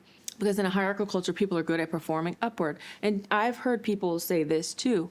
Well, maybe he treats other people a little bit rough, but he treats me so well, so I'm good. No, honey. The moment you get married, especially in a place like Korea where the previous generation was super, super traditional and patriarchal with roles of wives and daughter-in-laws, for a lot of people, just subconsciously, if we're married now, no longer are you someone who I'm trying to impress, you're my person. I don't really have to treat you respectful anymore. So if you realize that your partner's treating other people not so nicely and then treating you like a queen on a pedestal, then the likelihood of after marriage, that person not treating you that way is very high. Oh, you know what? That's a really good. Oh, I get it now. Now this can relate back to Mr. S. He's treating other women really well, but kind of. We'll never know. I don't want to know. I don't want to know. I don't want to know. I like her point here. So how your lady treats you may not be how she treats them. I wonder. I could see that happening in some marriages. You go from dating to marriage and it's like a whole nother world. Okay, that's a really good pointer. I'll try keeping that in mind. No, not DI8. We're not going to finish that late, I promise. It's already 10 p.m. GK Alex says most people have a public and private personality, but some cultures require you to have more than that, and I could never do that. Nope, not for me. Ocean waves are very peaceful, says Saigo. Okay, I'll turn them back on. There you go. The ocean waves are back on, guys. With love. Ruby! Roo! Yeah, I'm gonna let you guys listen to the ocean. I love you, Megan Moon.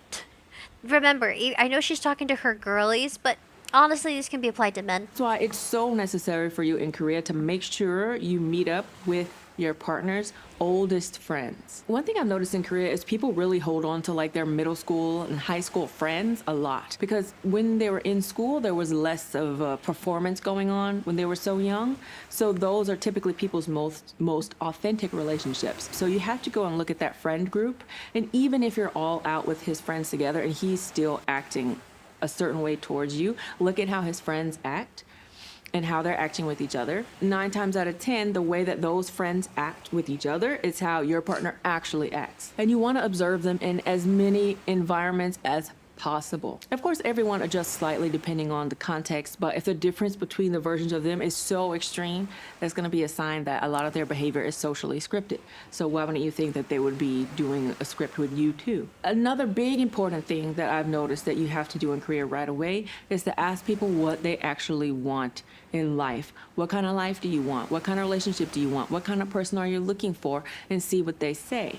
And if they give you superficial answers or struggle to answer, then ask more deep questions. Well, what qualities and characteristics do you dislike about yourself? What qualities and characteristics do you like about yourself? Like, you really have to get in and ask those questions to hear people's answers. And if they're struggling to answer those questions, maybe it's not necessarily a huge red flag, but it could mean that they haven't really figured themselves out yet, and they're just...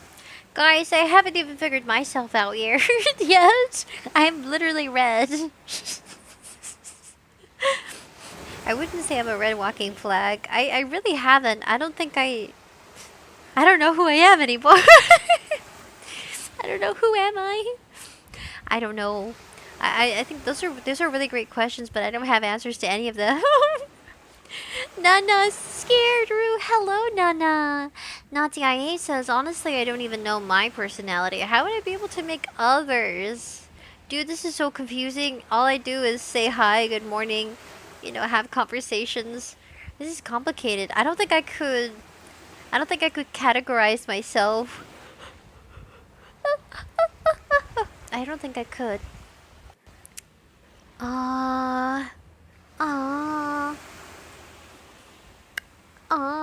Oh, Jesus Christ. Psycho. Headpads. I don't know, guys. I'm just me. I feel like how I define myself is not how others would define me. So really, it's perspective. You could describe yourself as one way, but then be redefined as a completely different person, from the perspective of your parents or your siblings or your best friend. Yeah, no, but I mean, these are great questions to ask yourself. How do you want to be treated? I don't want to be yelled at, that's for sure. I don't want to be ignored or dismissed. Oh, tired, Rusa. How you go? I'm sleepy. So GK Alex says, I doubt anyone really knows themselves. This is why you need to interact with others and see how they describe you.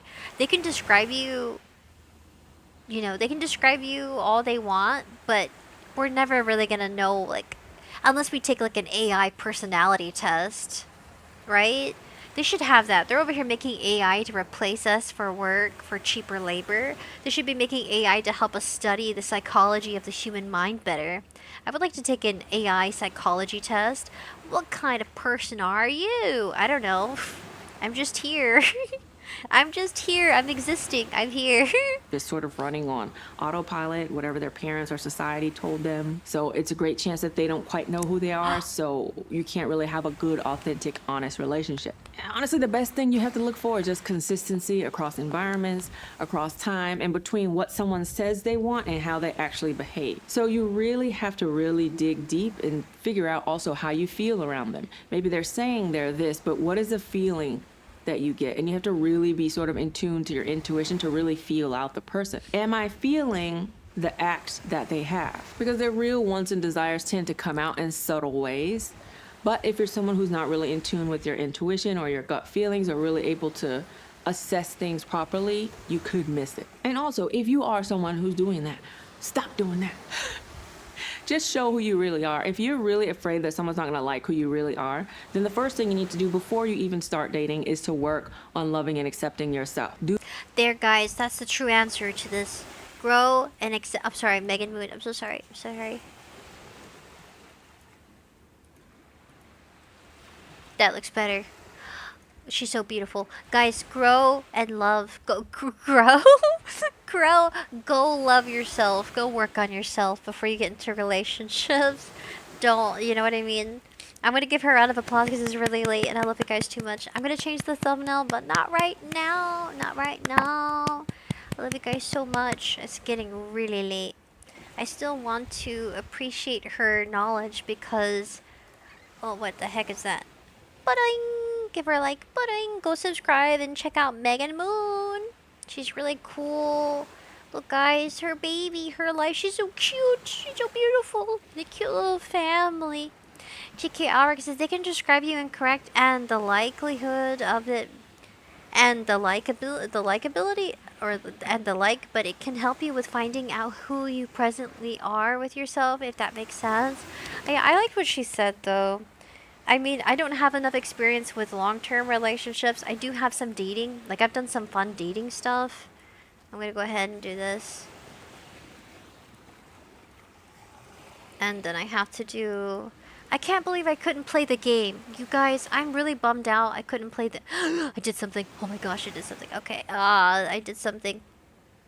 I'm really bummed out I couldn't play a game with you.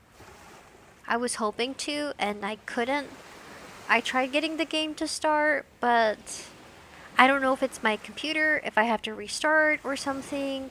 I'm being serious. I was really looking forward to it. Now I have to make another thumbnail. I see why Silvervale only has one thumbnail when she goes live, and then her VODs have... it's just so much work. People are going to be like, where's the game? We just talked about relationships. We talked about relationships. I don't know. I don't know what to do. Okay, guys, what? Oh, wait. Hold on a second.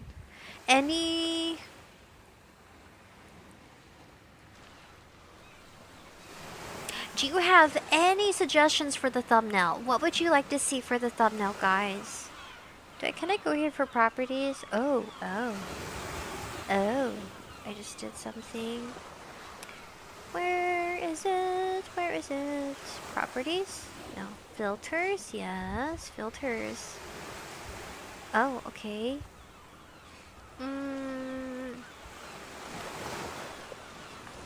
Ooh, is that better? Oh, that is so much better. I'm extra red and juicy! Okay, so any suggestions for some silly thumbnail? I don't have a thumbnail planned for this React to Megan Moon. I really wanted to play this game. And I spent like a whole day, almost like 2 days working on this thumbnail. Yapping stream, says GK Alric. Evie says sleepy. I am sleepy too. I still have to take a shower, guys. I still need a shower. Hold on a second. I gotta figure this out. I really don't know. Oh my gosh. Okay, that's better. What kind of thumbnail? Any ideas? Don't forget about asking for a wedding recording, Ruby, says Blood Badger. Thank you. No, I should ask.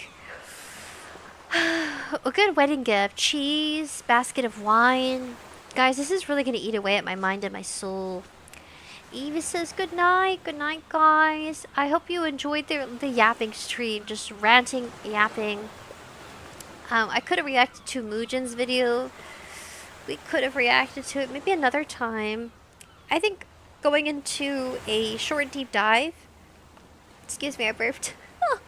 Going into a short deep dive about relationships, it was kind of nice. I'm sure you've heard that advice before. Love yourself, connect with yourself, embrace yourself. It's really just putting it into effect. But yeah, the lesson of the day is don't cheat. Despite how much Riz the Rizzler has, don't do it. And I think despite your cultural stress or potential cultural stress that could influence a person's behavior into why a relationship doesn't work out, that sounds like a lot of cultural standards, because I believe he is Korean. I wouldn't be surprised if that influenced how he behaves, or how he is socially. So he could be a totally different person with his girlfriend, which is kind of scary. Mr. Night and Day, Miss Night and Day. I couldn't handle that, really. I mean, this is just us talking and chatting. Dating advice and yapping stream, says Blood Badger? Yes, I would say so. Dating advice wise, that's why I wanted to react to Megan Moon, because she has a very good head on her shoulders. And I know it's healthy advice that we probably have all heard before, but there's nothing wrong with hearing it from a new face or a new person. And her explanation for the good dating advice she was giving, that's why we gave her a round of applause, and I wanted you guys to go check her out. She's really cool. It's because she's had experience with being in two different cultures, getting married, intertwining with a different type of social perspective, of expectations, the stress people may have, because her kids are going to grow up half Korean, so they're going to have their own experiences, and so her learning and giving the best dating advice now to people is her practicing for giving her kids advice, which is that's very sentimental, emotional, even very enlightening, because when you hear about like people dating into different cultures, people don't give the specifics, right? It's always either it's working or it's not working. I mean, we don't really think about the dynamics or the family's expectation or the social expectation. Like I was mentioning with, I couldn't find her channel handle, but I was giving an example to someone else of, she's an American, and so she had a friend. Let's give them a name. Let's give them both a name. I forgot what her channel name is, and I feel bad. Melanie? Let's call her Melanie. And so her boyfriend, let's call him Chaz. So Chaz is Japanese, because I can't remember her name right now, so it's going to be incorrect. So Chaz is Japanese. He's her best friend. They fall in love. They get married. They go back to his home country, which is Japan. But their relationship dynamics changes because people show less affection to each other publicly, and so it affected the romance and their attraction. She starts working at bars, nightclubs, because she's like, it's something of her interest socially, so that's how she makes money off the tips. So it really goes into her lifestyle. She would eat late at night. She gained a lot of weight, and then she had a divorce because they fell out of love. She said it really all started when they went back to Japan, because culturally they have different standards and expectations socially as well. Because she's a foreigner, he was more embarrassed of being around her. And I think that's quite sad. So just things to think about. If you don't have those problems and you're both of the same culture, you probably, I mean, I'm sure you still have things that you probably would be concerned about or consider problematic. But my goodness, I don't know what I would do if I was in that situation. I would be so mind blank. I would be bawling it. Blood Badger says, Saiko says good night. Good night, buddy. Yeah, no. Well, thank you for chatting with me. These are things to think about. I mean, what if you do just find love outside of your culture? There's nothing wrong with that, and you'll figure it out as you go, and you'll compromise. At least I'm being very optimistic. But peace and love. I'll catch you next time. Thank you for chatting. I'm gonna change the thumbnail, and hopefully we'll get to play this game soon. But, mwah, see you guys later.